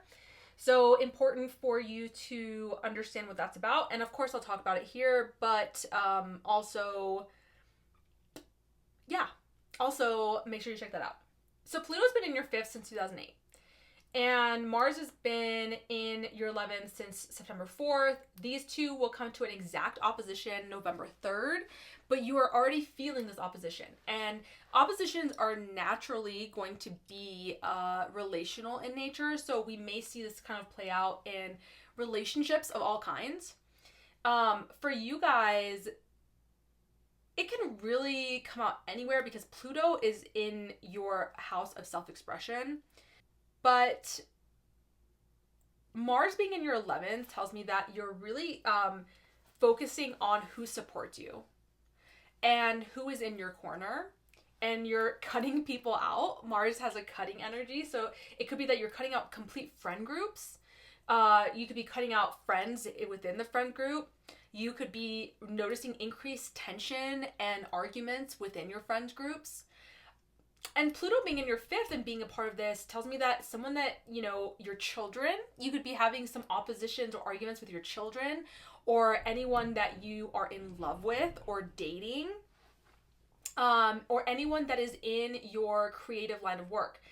Mars in the 11th tells me that there's a lot of empowerment towards working towards your hopes, dreams, and wishes for the future. You're really wanting to, number one, see payoff from your career, because the 11th house is the gains from the 10th.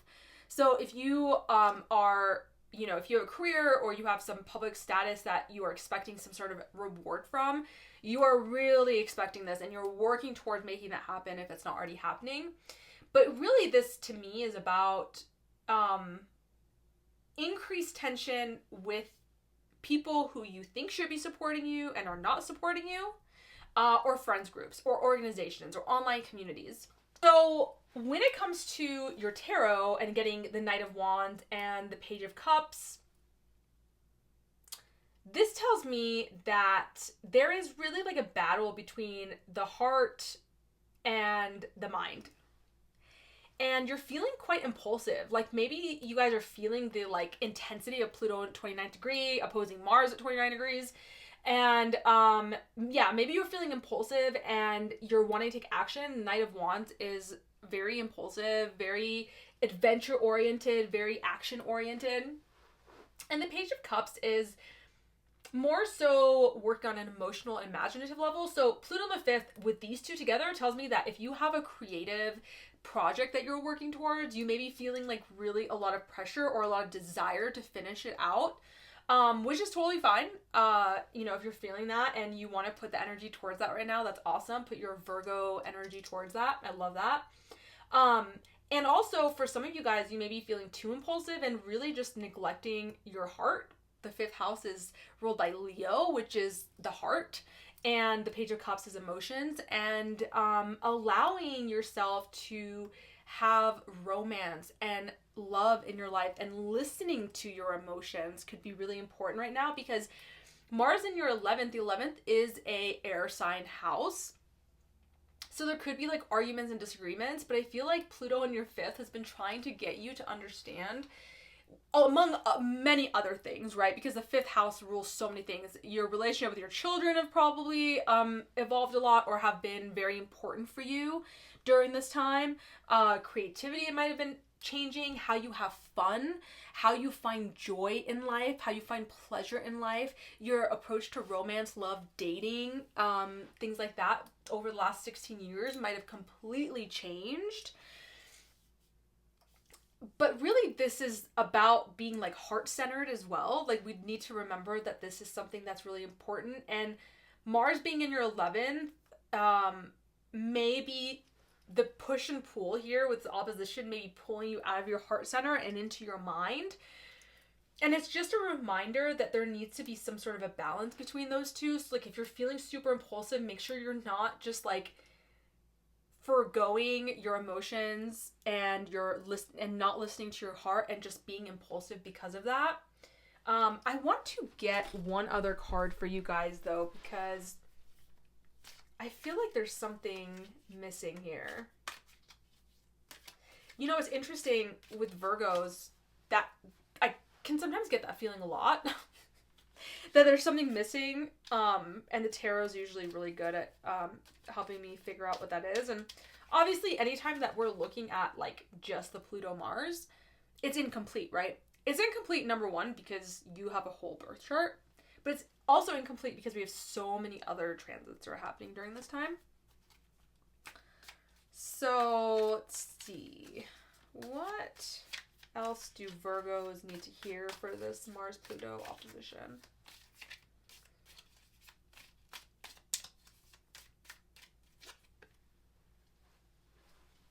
That's what I thought. Wheel of Fortune. Okay. So the Wheel of Fortune is a very karmic card. And generally when it comes up, it's kind of like a hands-off situation in which karma is doing what it needs to do. And all we can do is trust the universe that whatever is happening is some sort of karmic completion that needs to happen. When it comes up, we are generally at a major turning point. Now, one thing I want to say for Virgos is, number one, that what I just said, unless you have some other placements that are like Sagittarian or or Piscean in nature, that itself is not usually what they love, you know, to hear. What you guys love to hear is like, let go, and there's a sense of like wanting to know the details and wanting to know what's happening. And this is a time where this is being really challenged for you guys, because you may be going through some sort of situation in like feeling, I'm feeling like there's a feeling of like being unsupported. Like, yeah, that's the Mars in your 11th is like feeling like, who are the people who support me? Like, who are the people who freaking support me? And what this is telling me is that there is something karmic happening. And what I keep feeling for a lot of Virgos, specifically Virgo risings, or if you have the nodal axis in Virgo or Pisces, whichever one in Virgo Pisces, this nodal shift that's happening with the nodes moving into Pisces Virgo are going to affect you guys obviously a lot. And you guys just had, we all just had an eclipse, a lunar eclipse in Pisces and Virgo on that axis. And I feel like since then specifically, but really probably 2 weeks before that, there's been this vague sense of like loss of control, which is exactly what eclipse season is meant to do. But I'm glad that I got this, because it's just reaffirming to me that you guys are at a turning point in your life and things are going to be changing very significantly for you. Now, I think you're really going to start seeing it when the nodes move in January of 2025, but you're already feeling this because of that lunar eclipse, I think. that there is something that's changing in your world, and it's almost like what goes around comes around. Whenever I see the Wheel of Fortune, that's what I think of. And what I also always think of is that, like, if your situation is bad right now, know that the dawn will always come, right? Like, if you're in the dark night of the soul, know that dawn always comes. That's how life works. It's cyclical in nature. And also, if you are doing amazing right now, recognizing that, like, not gripping onto that and not feeling like this is how life will always feel. I think that this is an important thing for you guys to embody right now, because these are your advice cards here. Now let's just ask one other thing, that what would be the outcome? What is the outcome of this? You know, if we can learn to lean back and just trust that whatever is happening is happening. Yeah, see the sun. And you know, so beautiful. And you know, I have been feeling, and I think you guys got the sun card not too long ago in another reading. I have been feeling this sun energy very prominently for you guys. Is like, there's a lot of Virgo energy that needs, that you're on the way to success. You're on the way to vitality and warmth and having more energy given to you and you shining bright. And I think that that's an energy, like I said before, like, or maybe I didn't say this before, I don't know, that is difficult for some Virgos to harness, is this sun energy, because like Leo rules your 12th house. And so this kind of goes back to your Pluto in your 5th, which is ruled by Leo, that this is like a lesson in you learning to like be okay with shining bright. And if you can really lean back right now and let things kind of play out how they're supposed to play out, the outcome is the sun. And I really feel like this is what this Pluto in the 5th is really trying to get you to own your own sense of power, like, which Pluto is power, and the 5th house is like self-expression. And Virgos, like I said, is just like not very, they're generally not super self-expressive in nature, but I think you're coming to a time in your life where you're recognizing, like, you're tired of not expressing yourself. You're tired of not putting yourself out there in the way that you want to be seen, and you're tired of not being seen, really. But I think that, like, in order to be seen, you have to first see yourself, and you have to be willing to put yourself out there. So in a way that's super authentic to you. So I think that's all I have for Virgos. Let me know how that resonates for you guys. Make sure to like and subscribe, and I'll see you guys next time. All right, so for my Libra, Sun, Moon, and Rising, Pluto has been in your 4th house since 2008. Mars has been in your 10th since September of this year. They're coming to an exact opposition on November 3rd, but you're already feeling these energies. And if you have anything from like 20 to 29 degrees Libra specifically, you're definitely feeling this. So obviously this is in your angular house. And all I can think about is how you have so many planets in Libra right now, right? We've got Sun, Mercury, which will also square Pluto in your 4th from your 1st house. We've got Juno, we've got Black Moon Lilith. We just had a solar eclipse that I did a huge video on. Yeah, that was major for you guys. And then, yeah, so your 1st house is loaded. Your 7th house has got Chiron and the North Node. Your 4th house obviously has Pluto, and then Mars and Cancer in your 10th. And all of those will be activated on the full moon on October 17th. We'll talk about that later. But for now, like, you and Aries probably are the ones that I'm like, yeah, this is like a big time for you guys. Like, for sure. I mean, it's a big time for everybody. Everybody's been getting major arcana cards, but for you guys, I'm like, how do I explain how big this is for you guys?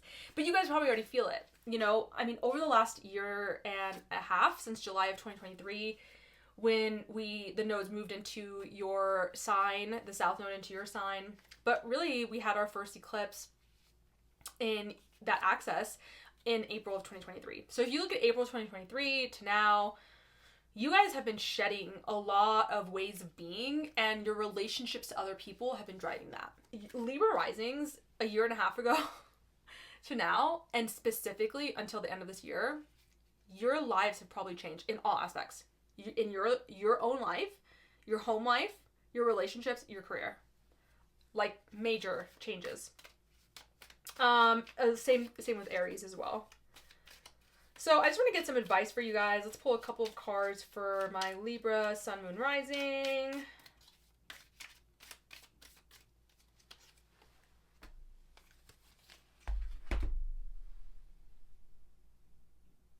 I just want to make sure. So I'm using a new tarot deck. This is Lust, but in Right Away, this is Strength. And Ace of Swords. Okay, cool. So we'll have these up here.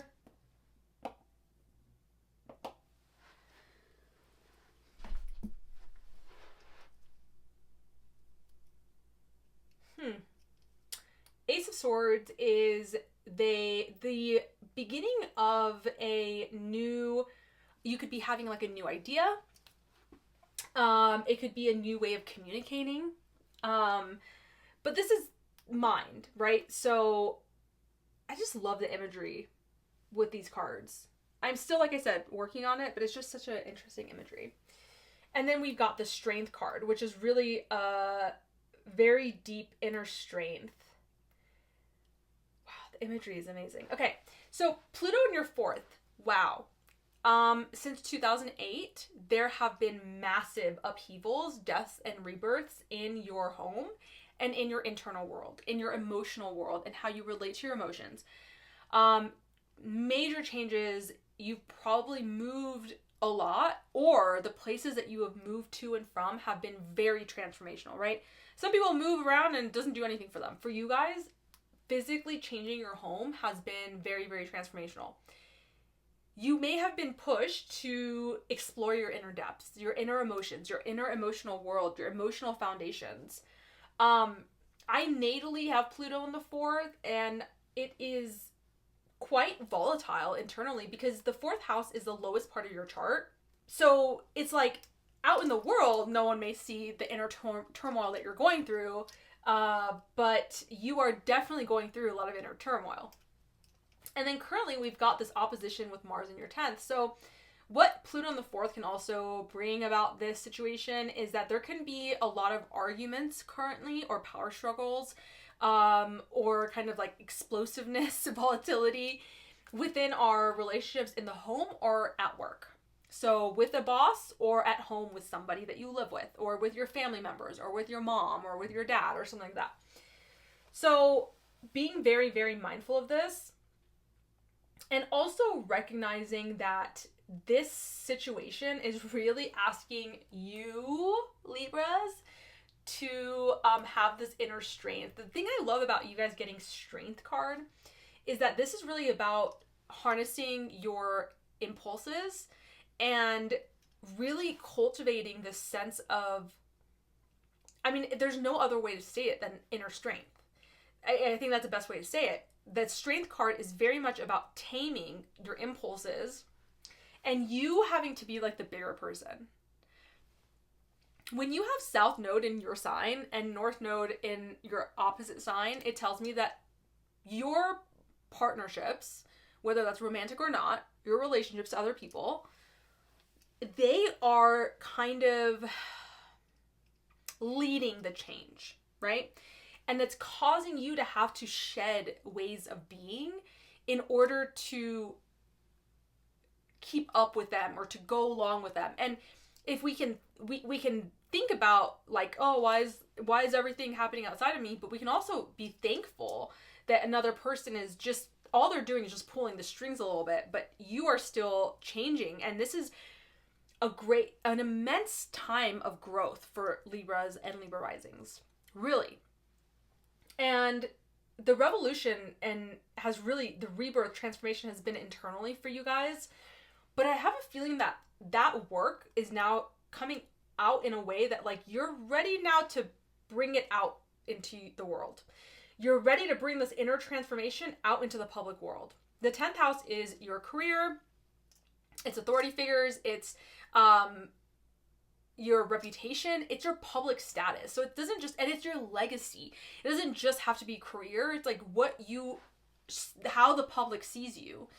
And so I feel like whatever you've been doing, this internal work you've been doing is now getting to a point where you're ready for it to actually change your public standing life, public facing life. So that could mean for you, like, you've done all this inner work and now you're like, God, you know what? I've done all this work and now I want people to see what I've done.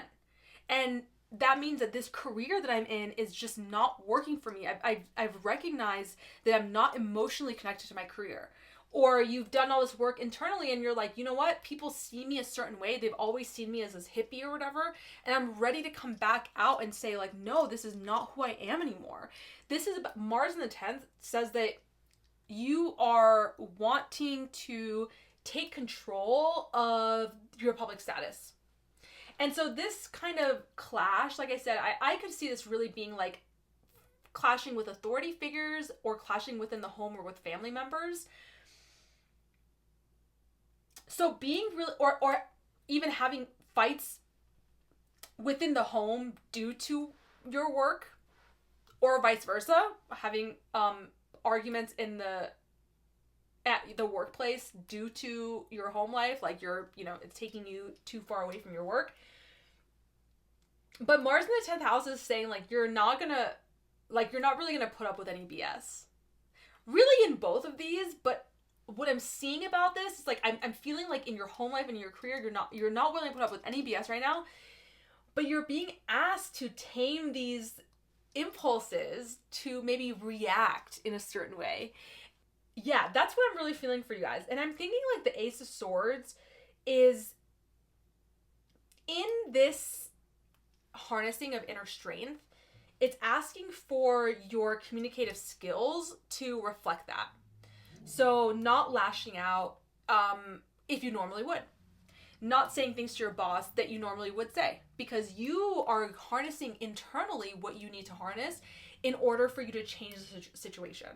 And you're not putting it on the other person. Like I said, the Ace of Swords could also be a new idea. So it could be that like in harnessing your inner strength and dealing with these in a much more civil way, which I'm not saying Libras aren't civil. Like obviously we always talk about how Libras are very conflict averse generally. Depends on everything else in your chart, but generally, especially Libra risings tend to be very conflict averse. And the thing is in my solar eclipse, the solar eclipse and Libra video, I talked a lot about this, but I'm feeling the energy has changed though. Like, okay, there's an energy, you can avoid conflict and it looks the same on the outside, but it's very different energetically, right? Option 1, you are angry at your boss, at home, whatever, and you're like, okay, well, I hate conflict, so I'm just gonna repress it. And I'm just gonna deal with it. I'm not gonna deal with it, and like whatever. And then like a year later, I'll come out in a fight, and then you were like holding on to this resentment, and then it's like, what the heck? Because you were trying to preserve beauty, right? Like there's so much emphasis on maintaining harmony and beauty with Libras. So that's option 1. Option 2, you can avoid conflict because you internally understand that this conflict is rooted in something that isn't worthy of fighting for. Okay, so like understanding that, like, let's say your boss says something that's really messed up and you're like, wow, normally I would react to that, or normally I would just repress it and not say anything. And now you're at a point where you're like, you know what? That's my boss's problem. And I'm already actively working on getting out of this situation. There's no need for me to fight about it. There's no need for me to stand up for myself because I recognize that this is a problem that I've noticed for a long time, and which is why I'm going to take action towards changing. And in the home, it could look like somewhere where you would be more reactive or something, or, internalize something. And the inner strength is giving you an opportunity to not avoid the conflict by using that inner strength and using this Ace of Swords in a way that is a new way of communicating for you. Saying, I have this problem. Rather than being like, blah, blah, or repressing it, it's like, hey, I love you. I want to have a conversation. I felt hurt when you did this. It's a very different energy than, fighting or repressing. And this could be happening in either parts of this life. I'm going to just see, sometimes it's fun to just see if we get anything else. I feel pretty complete, but for Libras, Sun, Moon, Rising. this. Ah!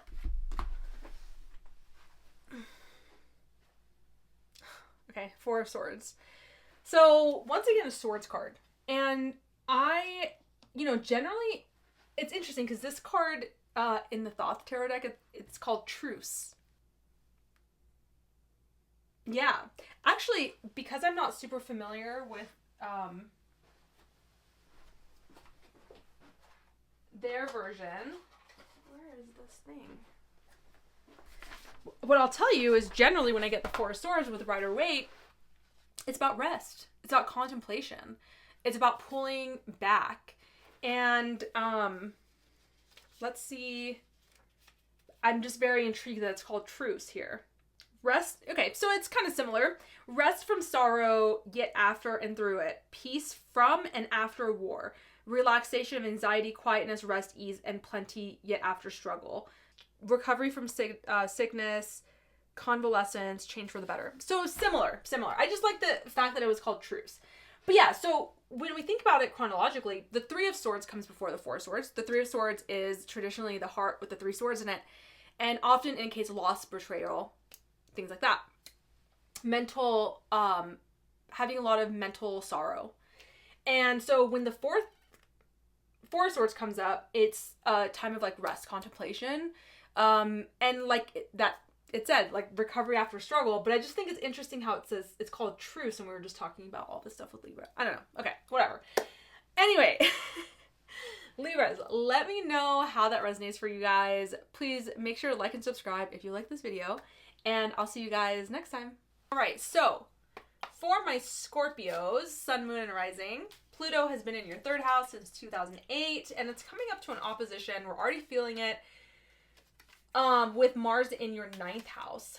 So Pluto in your third for the past 16 years has been really trying to transform the way that you engage with your immediate environment, your thoughts, your communication, learning, acquiring skills, how you deal with your neighbors, siblings, cousins. But really when I think of the third house, it's like the bubble of your life, right? So like everything in your immediate environment. And so this can be very variable, right? Because if your daily environment changes, then that changes a lot in your life, right? And then Mars in your ninth is saying that you are currently, since September, I already did a video on Mars in Cancer. I'll link that down below. Please go and watch it if you haven't already, or if you need a refresher, because we're dealing with that energy until April of 2025. So definitely worth looking into and understanding what it's trying to do. But obviously I'll still talk about it here. The ninth house is a house of higher education, finding truth and meaning in your life, spirituality, law, philosophy, long distance travel. So while the third house is your immediate environment, the ninth house is environments that are foreign to you, and therefore allow you to have to expand your consciousness to understand things that are different from you. So that's why I would say like long distance travel, where this is like really short distance, right? Like places you go by car, because it's like you're going to a neighboring town. Okay, well things are going to be pretty similar, but if you're going from LA to Pennsylvania even, it doesn't have to be overseas. It's just like a different culture, or like LA to like South Carolina or something. But it could also be like somewhere further away where you're seeing a completely different culture, like going to a different country. So what this tells me is that there can be some opposition within your immediate environment right now, as it's like growing pains, okay? So this opposition that you're going through is like, you're like, bro, I want to get past this. Like, I want to be like higher mind, expand my consciousness, and I feel like this person or this situation is trying to pull me back into like the lower frame of mind, the egoic mind, the reptilian mind, while I'm trying to like rise above and see the bigger picture, and I'm being pulled down. Well, what I will tell you is, I generally think whoever is pulling you down, I mean, it could be that you're seeing some opposition from like a mentor, or, there is some opposition from wherever you're traveling, or your desire to travel, or you're not able to travel or something. But but it's easier to see the opposition happening from your immediate environment. So if you're having somebody in your immediate environment that is challenging you, recognizing that just because you're being pulled back into the third doesn't mean you can't incorporate ninth house things. If somebody is like, that's how we transform, right? Is by being challenged. We don't always have to transform externally, but generally in our lives, that's what ends up happening because we don't want to transform. We don't want to change, especially for Scorpio risings, right? I have a lot of fixed energy in my chart, so I feel you guys on that. But we don't really want to change, and so we are usually instigated externally. And for you guys, it's like, this is the test, though. This is the test. Like, if you're trying to transform the way you communicate, you're trying to transform your mind in your third house for the last 16 years, how you speak to others, how you learn, how you take on new skills, all these things, you have to be okay with the oppositions that can sometimes happen, right? So you could be feeling like there is a belief system that is being pushed upon you or something. Or like I said, I feel like for most of you guys, what this is like you guys are trying to enter like the higher mind and something is pulling you back into the lower mind. And you're feeling frustrated with that because you're just like, oh, like, I just want to go there. Like, I just want to focus on this. And it's like, but this too is the lesson. Like, this too is the process. This too is part of the experience of like testing. Like, now you have to go back to the lower mind, but you can take this information with you. You can decide to engage with your immediate environment in a different way because you've had 16 years of transformation there. And now all this stuff that you're wanting to learn, you can bring it back to your immediate environment. Okay, I didn't even get some tarot. All right, let's get some advice for you guys first before I feel like I already finished everything I wanted to say. So let's get some advice for you guys. Let's see, my Scorpios.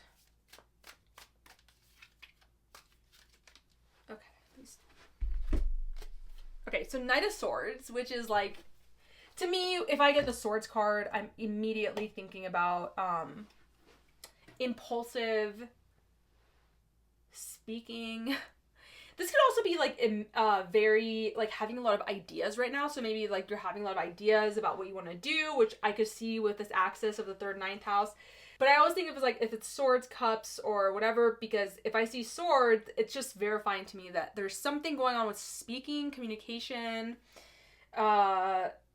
listening, the mind. And then we've got the 10 of Wands.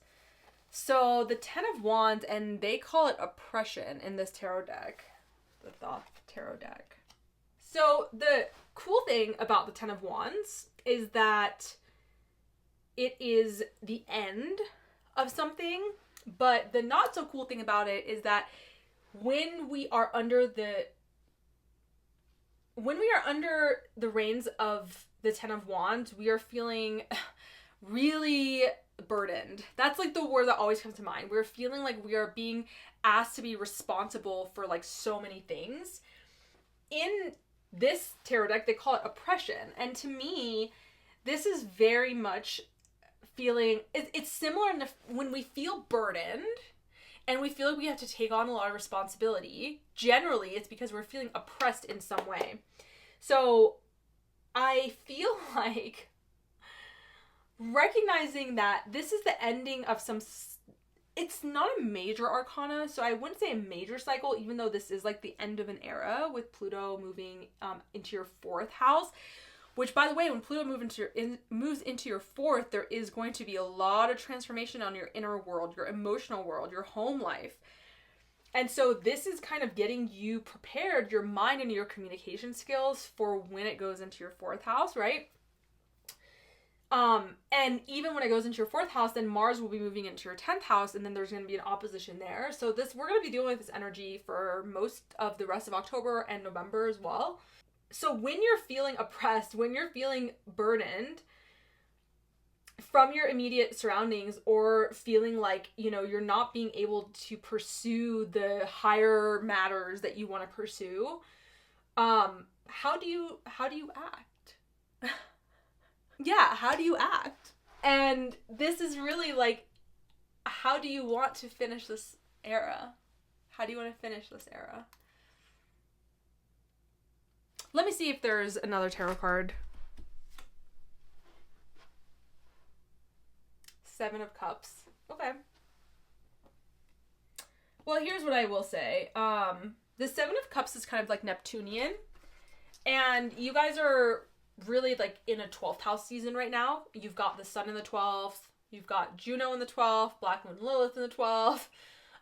You've got Mercury in the 12th. It's going to be soon moving into your sign. But at the time this video comes out, it will still be in your 12th house. So that kind of makes me understand this a little bit more, because the 12th house is ruled by Pisces and Pisces is ruled by Neptune. So the Seven of Cups makes me feel like you guys are just feeling kind of confused and there's too many options for you to understand like what to do. So I feel like something that could help you right now is like pick a sort of spiritual belief that feels really resonant to you and choose that on how to best deal with your immediate environment that's feeling oppressive or burdensome. Because I feel like right now you guys are just like thinking about all the different options and you're getting confused. There's too many things to choose from, and you're also, it's just when the Sun is behind you and Mercury's behind you, it can feel like you're missing information. And you very well may be. And it's about to become your guys' season soon, and maybe new information will come to light. But for this time being, I feel like, do your best to just pick something that you think is going to help you from your 9th house stuff, whether that's higher education, a mentor, spirituality, having an astrologer, having a tarot card reader, like something like that to help you deal with this energy. I feel like would be very warranted right now. Yeah, I think that's it. Okay, so Scorpios, let me know how this resonates for you guys. Make sure to like and subscribe if you like this video, and I'll see you guys next time. All right, so for my Sagittarius, we've got Pluto in your 2nd and Mars in your 8th. Let's get some tarot cards to give us some advice for Sagittarius, Sun, Moon, and Rising, please.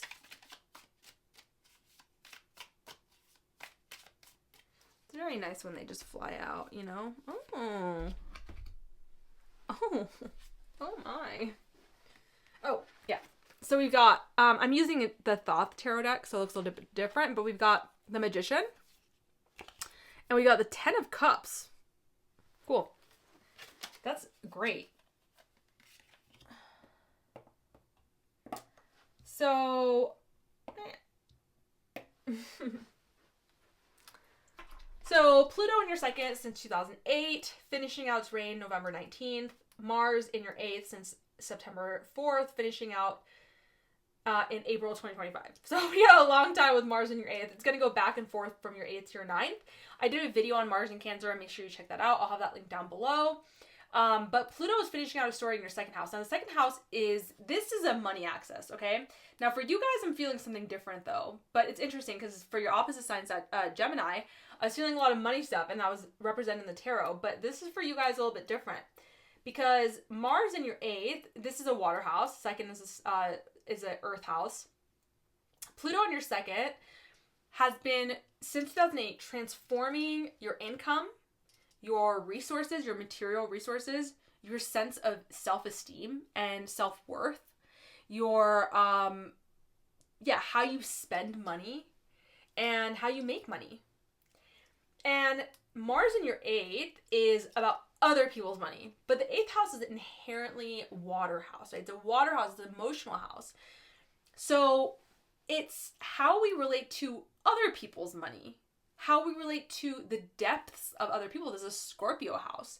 So Mars being in the 8th house means that maybe since it's moved there in September, you've had a desire to explore your psyche more and explore how you are relating to others on an intimate level.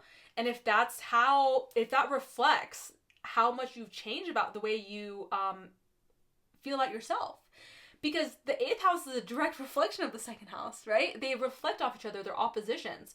So if we think that we're a piece of crap and we suck and we have no self-esteem and no self-worth, how can we relate to another person in a healthy way, right? And if we cannot relate to other people, I mean, I think it starts with the second, with the self, always.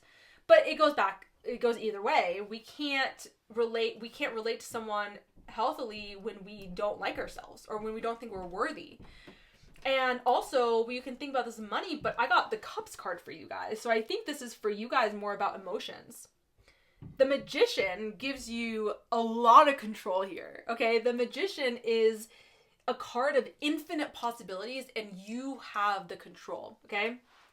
Sagittarius, if you're not where you want to be emotionally, because the 10 of Cups means that this is like, you know, it's called, in this tarot deck, called satiety, but, you know, it's emotional fulfillment. It's the last card of the Cups, 1 through 10. Obviously, you get court cards as well. But it's the completion of an emotional cycle. So this could look like a couple things. The universe is like wanting you to feel this. Emotional fulfillment, emotional satisfaction. And if you're not feeling that, know that it's you. I love Sagittarius because I can be very direct with you guys. I have a Sag moon.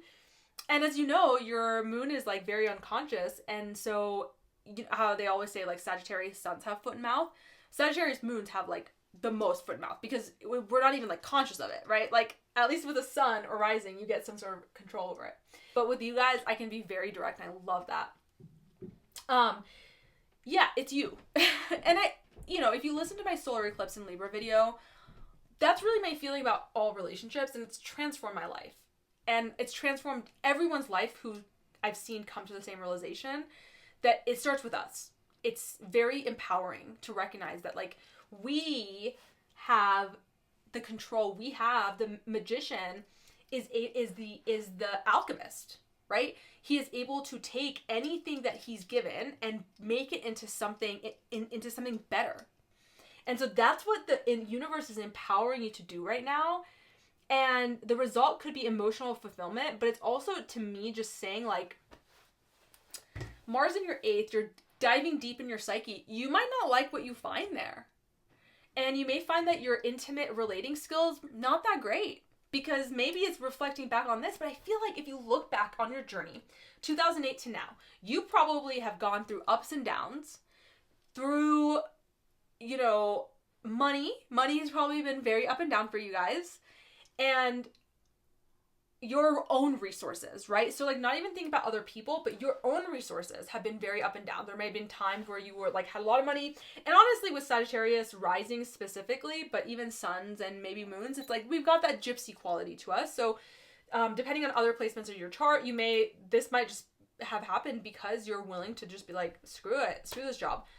But you know, regardless, even if you're not like that, it's kind of just been the story for you is that there's been ups and downs in your finances. And this is kind of similar to what Gemini are going through, but they're flipped, obviously. They had Pluto in the 8th. But with Mars in the 8th, it's telling me that, like, there's a lot of action or energy going towards relating to other people.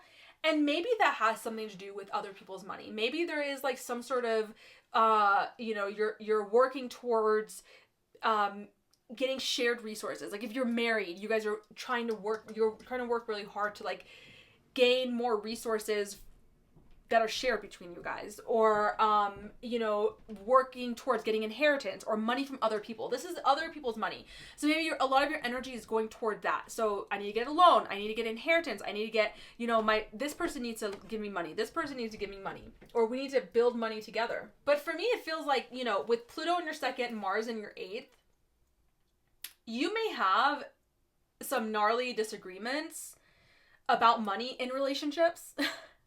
Really, with collectively, Pluto Mars in nature is relational when it's opposing each other. So generally there's just increased tension. And for you guys, I feel like it's anyone that you're emotionally connected to. So a partner, a romantic partner, It could even be like children, family members, something like that, you know, that there's an emotional connection to there's an emotional foundation to the relationship. That may be kind of getting intense during this time. And I think for you guys, it's inherently learning about how do I use what I've learned about my own self-esteem and self-value to understand that this type of emotional connection that I'm trying to make with another person, or that we're working through, if we're having money issues or something, it's up to me. And I have a lot of say right now about how I want to transform this. And I kind of hold a lot of power there. And when you're given the gift of the magician, you're like, I've said this multiple times, but I just need you guys to understand, like, you're being given a gift from the universe. It's saying you have control to change the situation. Because you can start by changing yourself, your self-value, your self-esteem, and recognize that the emotional safety that you're looking for sits with you. I want to get another card. Just another advice card, see if there's something else. I feel like this is very emotional in nature, and even if it's financial in nature, like you're like, no, Jazz, like there are issues financially.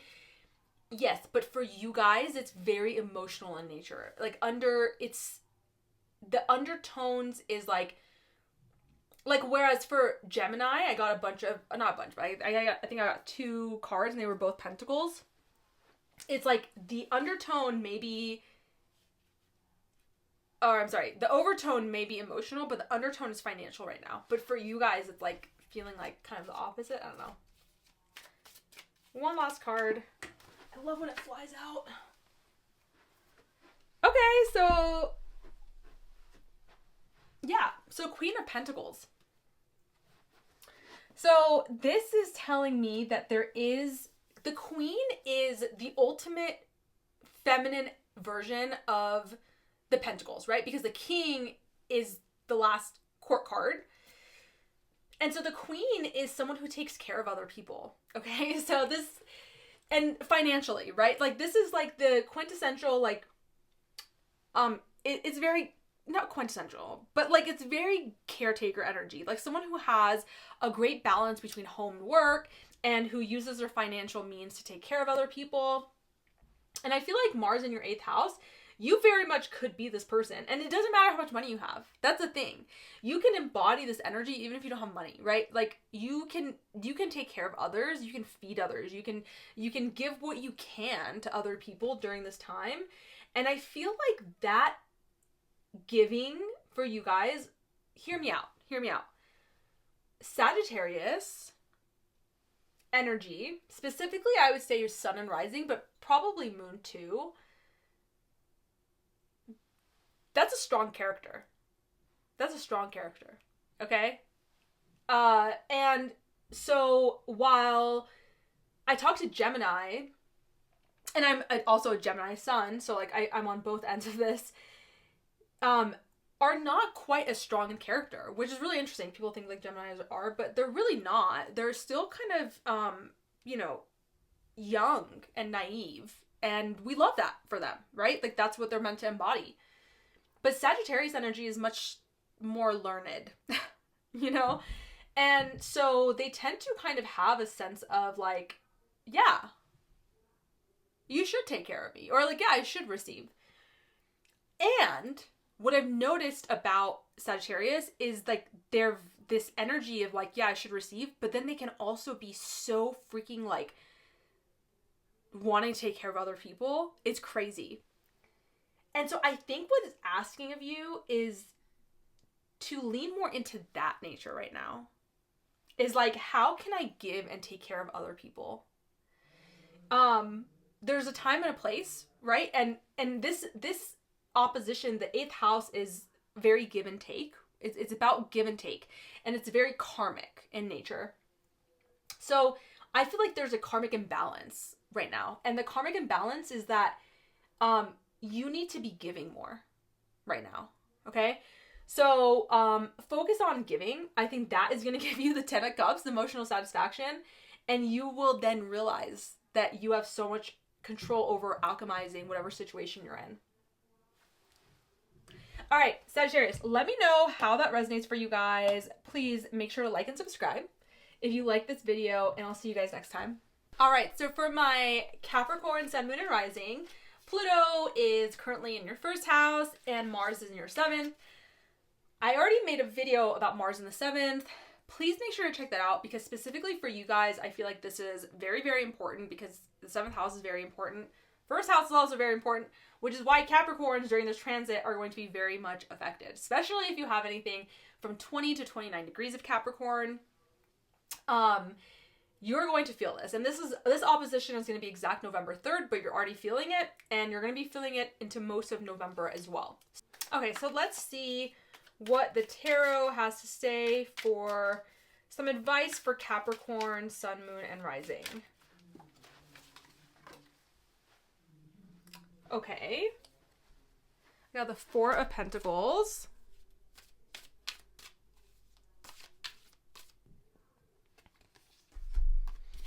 Okay. I'm gonna get one more. So I got, for you guys, the tarot, I got the 4 of Pentacles, the 3 of Cups, and one more advice card for Capricorn, Sun, Moon, Rising during this time.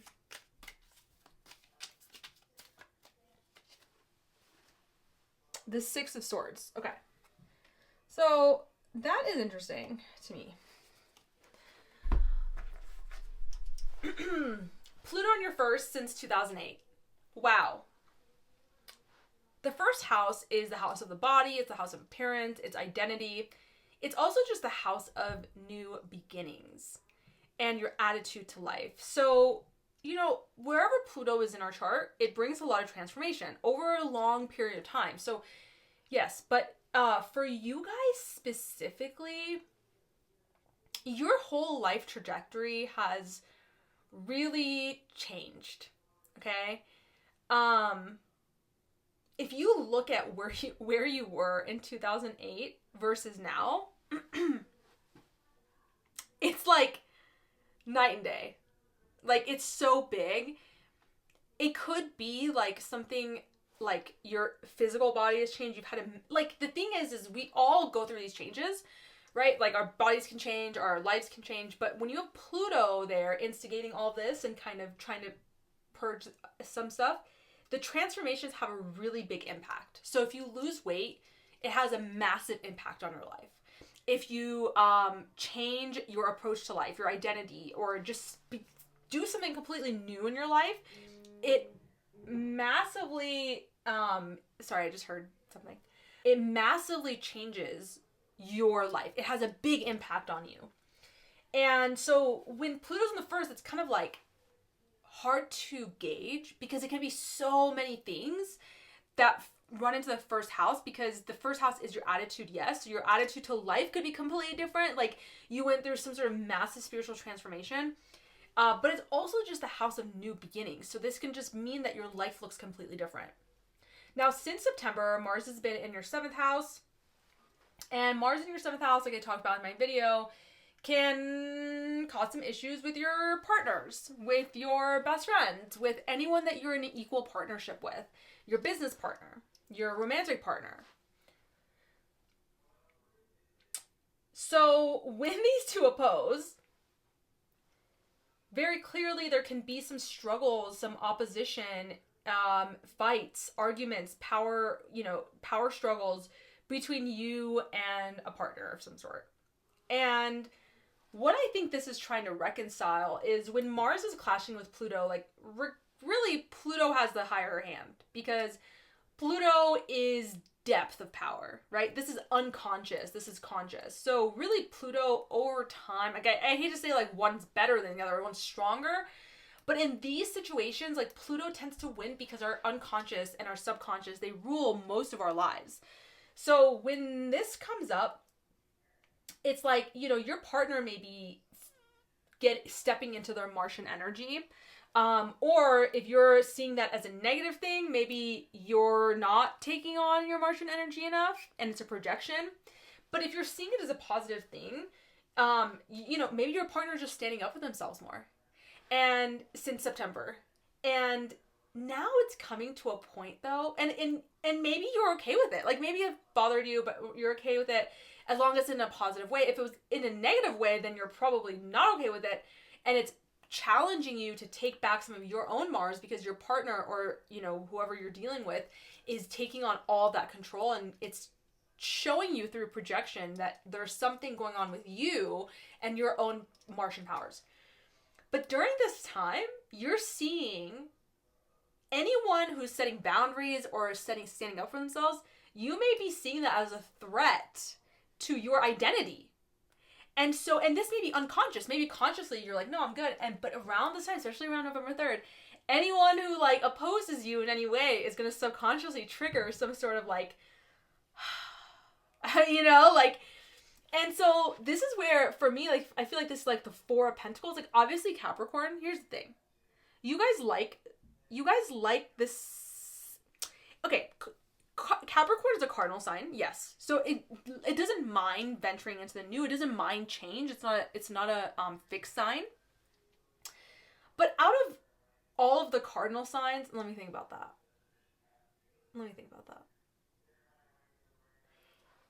Yeah, I could venture to say that. I would say it's not one to jump into change as much because it's ruled by Saturn. And Saturn likes some sense of stability, right? So I feel like this is the Four of Pentacles. Like, you guys are like, there are aspects of your unconscious that you are holding on to real freaking tight. And it's getting in the way of relating. And it's getting in the way. So you got the Three of Cups here. And the card in the Thoth Tarot deck, which is what I'm using, is abundance. And the Three of Cups I could totally see as abundance for sure. But I also see it, the Three is a very creative energy. The number 3 is very creative. And Cups are emotional. So this is about like emotional cooperation, like creative collaboration on an emotional level.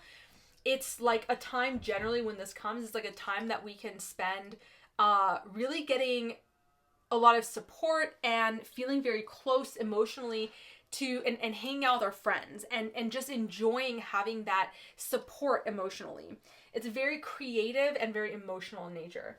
And I feel like, and it's funny because this card in the Thoth Tarot, the Four of Pentacles, is called Power. So that's very interesting to me because the Four of Pentacles is about control, right? So generally it's about financial control, but it doesn't have to just be financial control. It can just be a sense of maintaining physical control.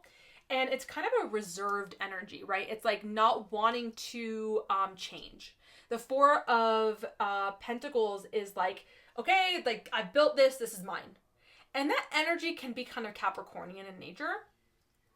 And the Three of Cups is definitely like in this picture, it's like the cups are like overflowing with water.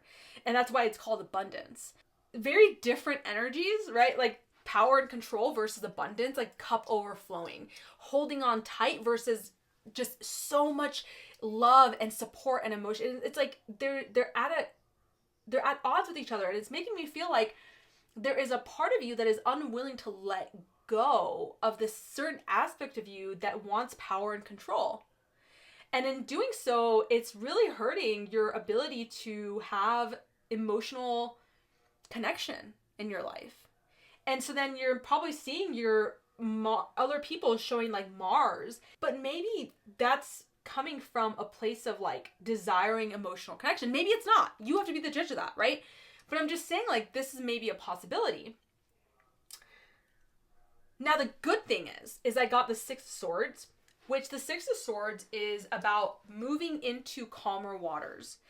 And I find it very interesting that I did not get a major arcana for you guys. And I'm going to tell you why I think that is. Because I got major arcanas for every other cardinal sign. Aries, Cancer, Libra, as well as many other signs. So it's very interesting that I did not get one for you guys. And let me tell you why I think that is. I think that you guys have actually done a lot of the work. I think that this is a time of integration for you guys. Then these next 6 weeks are really a time of integration for you guys, really like 6 to 8 weeks, where you're moving from more tension and conflict into smoother waters. And I think that the way that you are doing that is by relinquishing some of that control. Because Pluto on the 1st definitely makes you want to appear to be in control, to have power and authority. And it's showing me that there's just like a little shift that needs to happen still in order for you to like really be able to have abundance in your life emotionally, right? Because, okay, here's my take is like, even if you have financial abundance in your life, which Capricorn, especially Capricorn rising, they like it. They like having money. They like having financial abundance, feeling safe and secure financially. But like, how does that feel when there's no emotional abundance? I don't know. In my experience and many other people's experience, it doesn't feel that great. It feels fine to a certain degree, right? When your needs are met.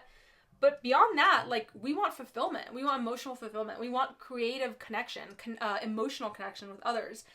And so this is saying to me, like, if you're feeling like you're missing that last little bit, and there's a little bit of power that you're still holding on to. And like, maybe you don't even know that. Maybe like this conversation is like maybe pushed it into your conscious mind, because Pluto can be very unconscious, like I said. So, and I'm being your Mars in the 7th house person. I don't know, telling you that like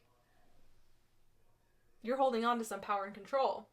But yeah, I feel like you guys are moving into calmer waters, and I feel like I want to just get one card for like, what is the outcome if you guys can learn, or okay, let me tell you. Let me ask this.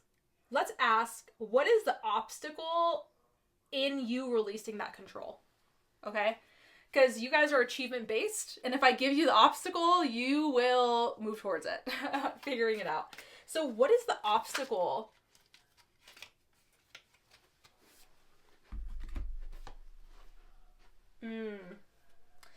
So I got the 5 of Pentacles and the 7 of Cups.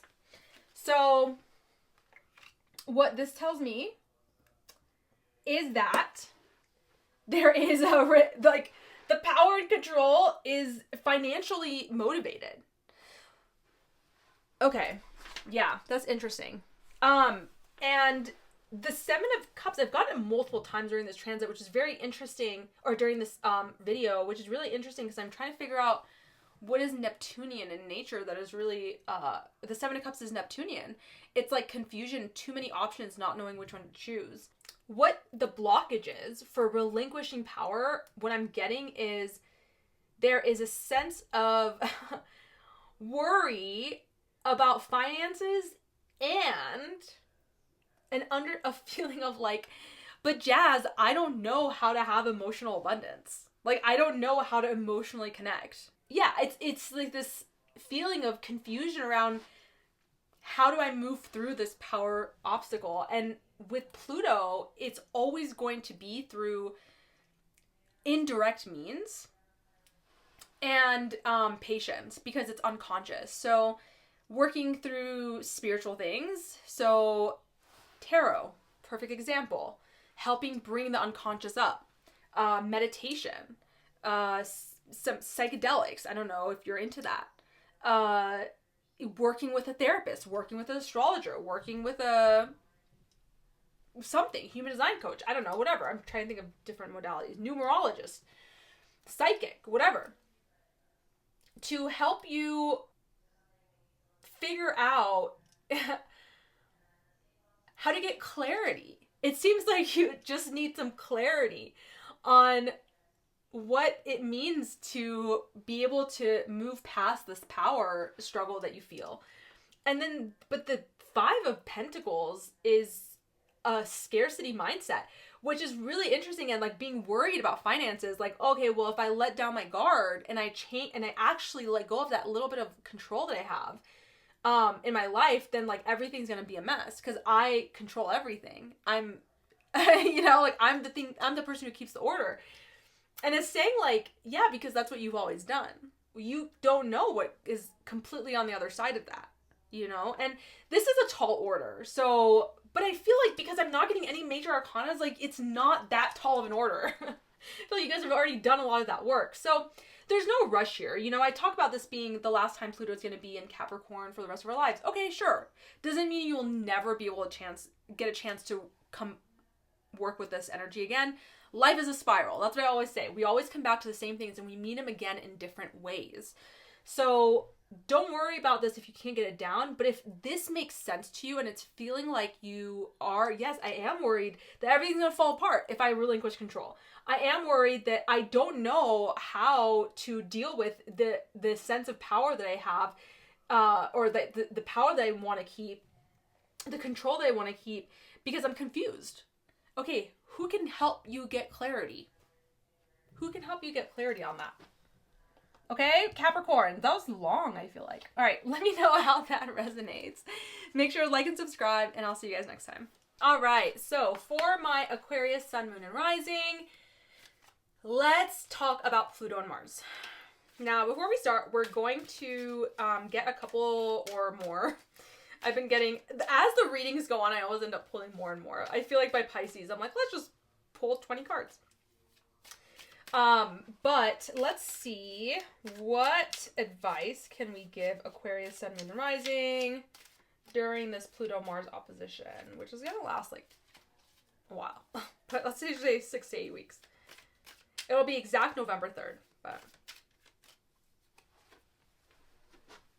interesting. I've gotten that card multiple times. It's so cool when I see cards coming up again and again, because it tells me that it's a collective theme that we're working with during this transit. Make sure you guys all also check out my Mars and Cancer video, because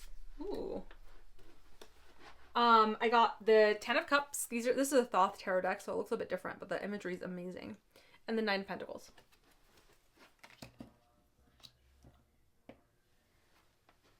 Okay. Make sure to check out my Mars and Cancer video. We're going to be dealing with Mars and Cancer till April of 2025. And I think it's important to just recognize what this transit is doing in our chart. Of course, I'm going to talk about it here too, but I go way more in depth in that video, so I'll have it linked below. Pluto in your 12th since 2008. Aquarius, what the heck, you know? That's intense. And now it's been teetering over, going from 12th to 1st, 12th to, you know, back and forth. And now it's going to be moving into your 1st starting November 19th for good for 20 years. So this is big. I'm surprised I didn't get any major arcanas. I'm probably going to get another card, so we'll see. But Pluto finishing up in your 12th house is a major ending, right? The 12th house is a house of solitude, healing, closure. It's our subconscious. It's a collective unconscious. It rules places of places of solitude. So retreats, hospitals, mental institutions, prisons. So maybe that has played a role somehow in your life, where if you've been to one of those things, rehab, something like that, because the 12th house and the 6th house are very rule our addictions as well. So you may have definitely dealt with some of that, or somebody close to you has dealt with that, and that's really impacted you. And now we've got Mars in the 6th house since September. Mars going into the 6th, actually not a horrible place for Mars to be, because it's a malefic going into a Dishdana house and more difficult house. The 6th house is about pets, illness, health, daily responsibilities. It's about work. It's about sacrifice and hard work. So generally when Mars goes into the 6th, we're willing to work hard. Okay, sometimes too hard, right? And so we need to keep a balance there for sure. Let's talk about the 10 of Cups and the 9 of Pentacles. Mars is a work house. This is a material house. So I feel like, and then it's interesting because we got Cups, which is emotional or water, and then Pentacles, which is earth. And then these are earth and water houses. So very much showing us, the tarot is pointing back to here. The Ten of Cups is emotional fulfillment, emotional satisfaction, and it's the end of an emotional cycle. And the Nine of Pentacles is not a 10, so we're not quite there yet, but it's a card of abundance. And with the Thoth Tarot deck, they call it gain. So it's a time when you are relishing in your physical life. And so them being such high numbers in these and not being lower, it tells me that you are really working toward mastery in both of those areas of your life. This feels like, to me, like you guys are really finishing something up, because like I said, Pluto moving into your first house is going to give you 20 years where you are completely redefining yourself. And your energy is going to be very powerful in the world on a collective level, right? So it's not just like one Aquarius. The energy of Aquarius, the qualities of Aquarius are going to be very impactful in the world. And so it makes sense to me that you're finishing something up, because as you move into Pluto in the first, and then Mars is going to move into the seventh, you're going to get challenged almost immediately. And we also already had Mars in your seventh and Pluto in your first last year, I believe, opposing each other. And so you may have had a taste of that, but you're going to get immediately opposed in terms of that new beginning that you're trying to make and the new sense of power that you're trying to put on the world, because Mars is going to be in the seventh house opposing you. And that's going to give you a whole nother thing to deal with. But for now, with Mars in the sixth, it's asking you to really work towards stability in both your financial and emotional realm.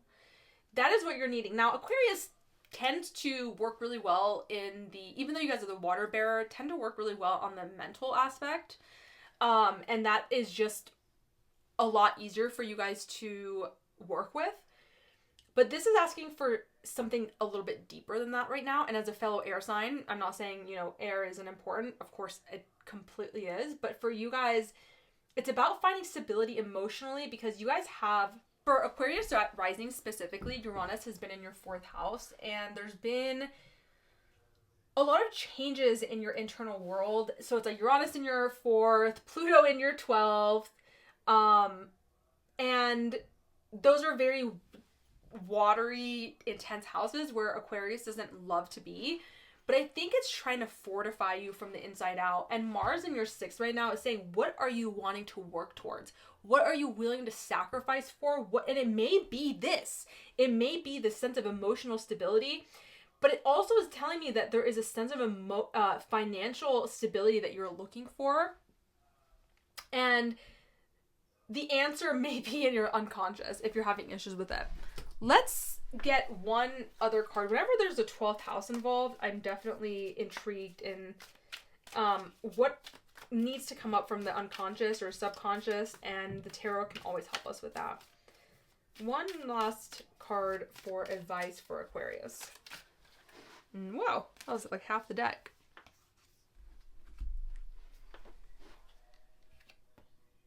Ace of Cups. So the Ace of Cups is just reaffirming to me that there is a sense of emotional change that needs to happen. This could be a new emotional connection. It could be a new creative idea as well.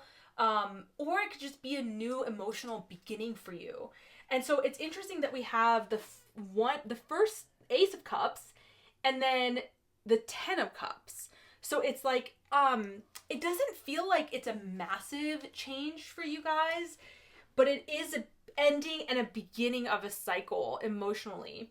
And I want to say, like, there may be some instigation from someone that you work with, some sort of health provider, someone that you have an unequal relationship with. So like, a practitioner that you work with, or like not a therapist, but maybe like like someone who provides service to you, or that you provide service for. They may be challenging you, or maybe you're some sort of like situation with your pets is challenging you, in order to have this kind of emotional breakthrough that's necessary for you at this time.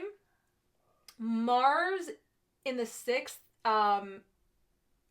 opposing Pluto in general, is kind of oppositional. So you may find that maybe some coworkers are in opposition as well. Or yeah, in general, someone is opposing or creating challenges for you in your day-to-day life. The sixth house is like your daily responsibilities, running errands, things like that. And it's really challenging you on a very deep unconscious level to get over this hump and into this new emotional beginning. Let me think if there's anything else for Aquarius. Yeah, I think it's really important for you guys to really relish in how far you have come, though, because the Nine of Pentacles is really about pleasure. It's about gain. It's about looking and seeing like, wow, I've really accomplished a lot. Even if it's not exactly where you want it to be, like, trust me, when Pluto moves into your first house, you're going to get an abundance of new beginnings that are being offered to you. So, yeah, let me know how that resonates for you guys. Make sure to like and subscribe, and I'll see you guys next time. All right, so for my Pisces, Sun, Moon, and Rising, Pluto hasn't been in your 11th house since 2008. Mars is in your 5th house, has been there since September 4th. These two will come to an exact opposition on November 3rd, but we're already feeling it, and we're going to be feeling it for several weeks after as well, even as they both move into new signs. I have a video on Mars and Cancer. I'll link that down below. We're going to be dealing with this energy on and off till April of next year. So I do think it's important for us to go a little bit deeper, which I do in that video. But I'm, of course, going to talk about it in this video as well. Pluto in your 11th. Power struggles within friendships, online communities, organizations that you're a part of. Anyone who you feel like should be supporting you, groups of people who should be supporting you. There's been a lot of ups and downs. You've probably gone through a lot of different friends groups, a lot of different organizations. If you're a very service-oriented Pisces, you've probably gone through a lot of different humanitarian efforts. Like maybe you worked with one company and then, or organization, you had to work with another. But really the 11th house is also about our hopes and wishes for the future. So you might have seen a complete 180 from what your hopes and wishes for the future were in 2008 and what they are now, and what you envisioned for your life and what you envision now. And of course that can happen for anyone, but when Pluto is in that part of our chart, it means that any changes with our friends groups, with those groups of people or communities that we're a part of, organizations that we're a part of, any changes within that have really, really impacted you guys. More so than someone who doesn't have Pluto in that part of their chart. Mars being in your 5th house has actually been pushing you to express yourself more. Has been pushing you to enjoy your creative hobbies, to indulge in pleasure and romance and joy and having fun. This is a house of fun and self-expression and leading with the heart. Whereas the 11th house is very mind-oriented, right? So during this time, you may find that if you have children, they may be feeling more combative. Anyone that you sense is anyone that you are, in a creative endeavor with of any sort. But really, or even if you're dating, you may encounter some Martian energy in your dating life, your romance life. And when these two clash, I could definitely see there being issues within groups that you're a part of because of some sort of clash between your desire to express yourself and the way that they want you to behave. And with Saturn in your first, you guys are getting a lot of difficulties, yes, but also a sense of strength internally, of a strengthening of characters. And Saturn is giving you more authority. And so maybe it's empowering you to stand up for yourself and who you want to be in these groups. And that's causing some sort of clash. Your 11th house is also like elder siblings. So it could be something like that too. But regardless, I talked about this in the beginning part of the video about how to best deal with these energies. And it really is about centering in self-awareness because Pluto is very unconscious. And this is the group consciousness house. So it's like people in the organizations or in your friends groups or online communities, whatever, may not be understanding the energies that they're dealing with. And so with Mars being conscious desire, you have better control over this. So being aware of how you are being and how that is affecting your environment doesn't mean that you have to stay in unhealthy environments, but to not have these explosive things happen, all we can do is control our reactions, right? Let's get some advice cards for Pisces during this time.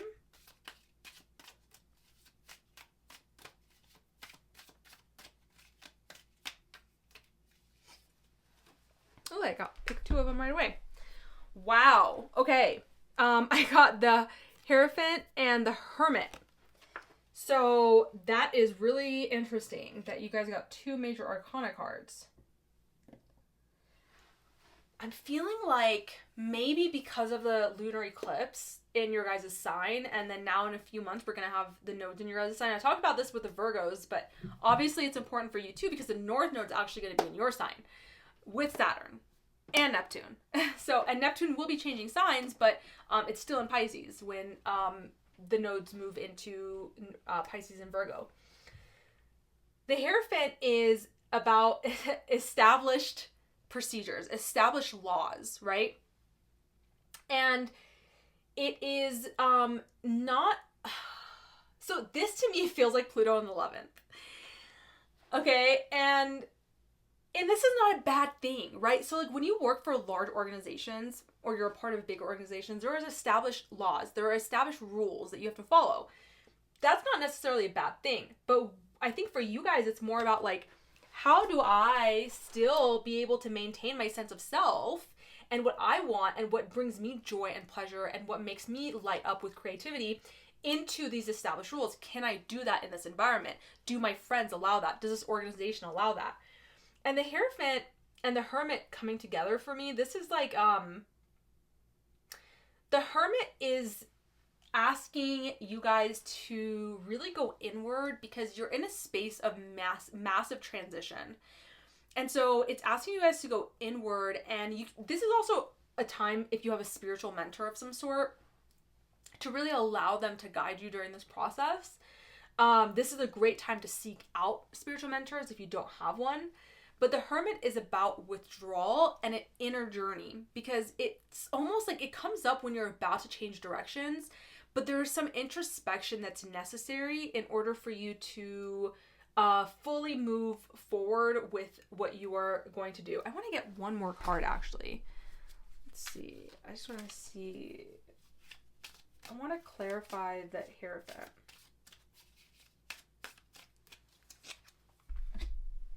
Another major arcana? You guys got the Lovers. This is crazy. So, the Lovers is really about, at its core, yes, it's about, I actually love this imagery. This is a new card deck that I'm working with. It's a pretty major, like, well-known one. It's the Thoth Tarot deck. But I just want you guys to see, it's like the union of 2 people, but it's like the union of 2 children within those 2 people. I love that. And so this is a card definitely that is a relationship oriented for sure. And about, you know, really connecting with something. But it also is very much, and this is very interesting because I talk about this with the Virgos, this is a unification of the heart and mind and choosing a path that has both of those together, a cosmically aligned path that brings the mind and the heart together. What's interesting is that the 5th house is ruled by Leo, which rules the heart, and the 11th house is Aquarius, which is an air sign. So this is the mind and the heart coming together. And so this is telling me that you guys are at a major crossroads right now, Pisces. I did not recognize what a major crossroads you guys were on. But you guys are at a major crossroads because I know when I see the Hermit that there is a change in direction. And we haven't maybe chosen that direction yet, but that's why we need to go internal to get more clarity. And when I clarify the Hierophant, it's about the Lover. So it's like exactly what I was saying, that, you know, it's not about saying, okay, well, I don't want to be controlled and I don't want to, you know, follow these rules. It's about asking, like, how can we come together to follow this? Because once the node moves into Pisces, rest assured, you guys are going to be very active. Your life is going to be very active. So it's like, this is like This is allowing you to align with the people who are going to support you, 11th house, while maintaining your desires, so that when the nodes move into your sign, you are able to move forward and have the support that you need and not have to lose any integrity in how you express yourself and what you want and your desires. So the Lovers for me is, yes, okay, it can bring in relationships, because the South Node is going to be in your 7th house. But I think what this is really showing is that there is a cosmic union that needs to happen internally for you right now between the heart and the mind. And I think maybe the only way to do that is, if you don't know yet what that path is to go inward and introspect and pause and just figure out what is really happening. Get a spiritual mentor if you don't already have one. And I think that the cosmic path is really within this organization or the friends groups that you're a part of. The established rules that you've been made to believe that you have to follow. Do you actually have to follow them? Are you okay with following them? I think that's even if you're like, I don't know what you're talking about with organizations, or I'm not having issues with my friends. I think for you guys, it really is established group consciousness rules, because the 11th house, even if it's, beyond organizations and humanitarian efforts and friend groups and online communities and supportive groups of people, is a group consciousness house. It's a group think house. And this is about me and my desires. So it's like, am I having a life where I'm following these rules, the Hierophant, that have been laid out as these are the rules? Do I actually believe that? Do I actually want to live in that way? Maybe you do. But there is reflection that is necessary to make that decision from a position of unifying your mind and your heart and coming to this very aligned path. It's about making a choice that is very aligned for you, based on this energy. Okay. Yeah, that was crazy, you guys. This is just, I already knew for Pisces and Virgo. I feel a lot for Virgos. I feel like they really need to change, but I feel like you guys do too. But having all of these major arcanas, yes, you guys are at a massive turning point. I think the next few months you're going to start really, really feeling that. All right, Pisces, let me know how that resonates for you guys. Make sure to like and subscribe, and I will see you guys next time.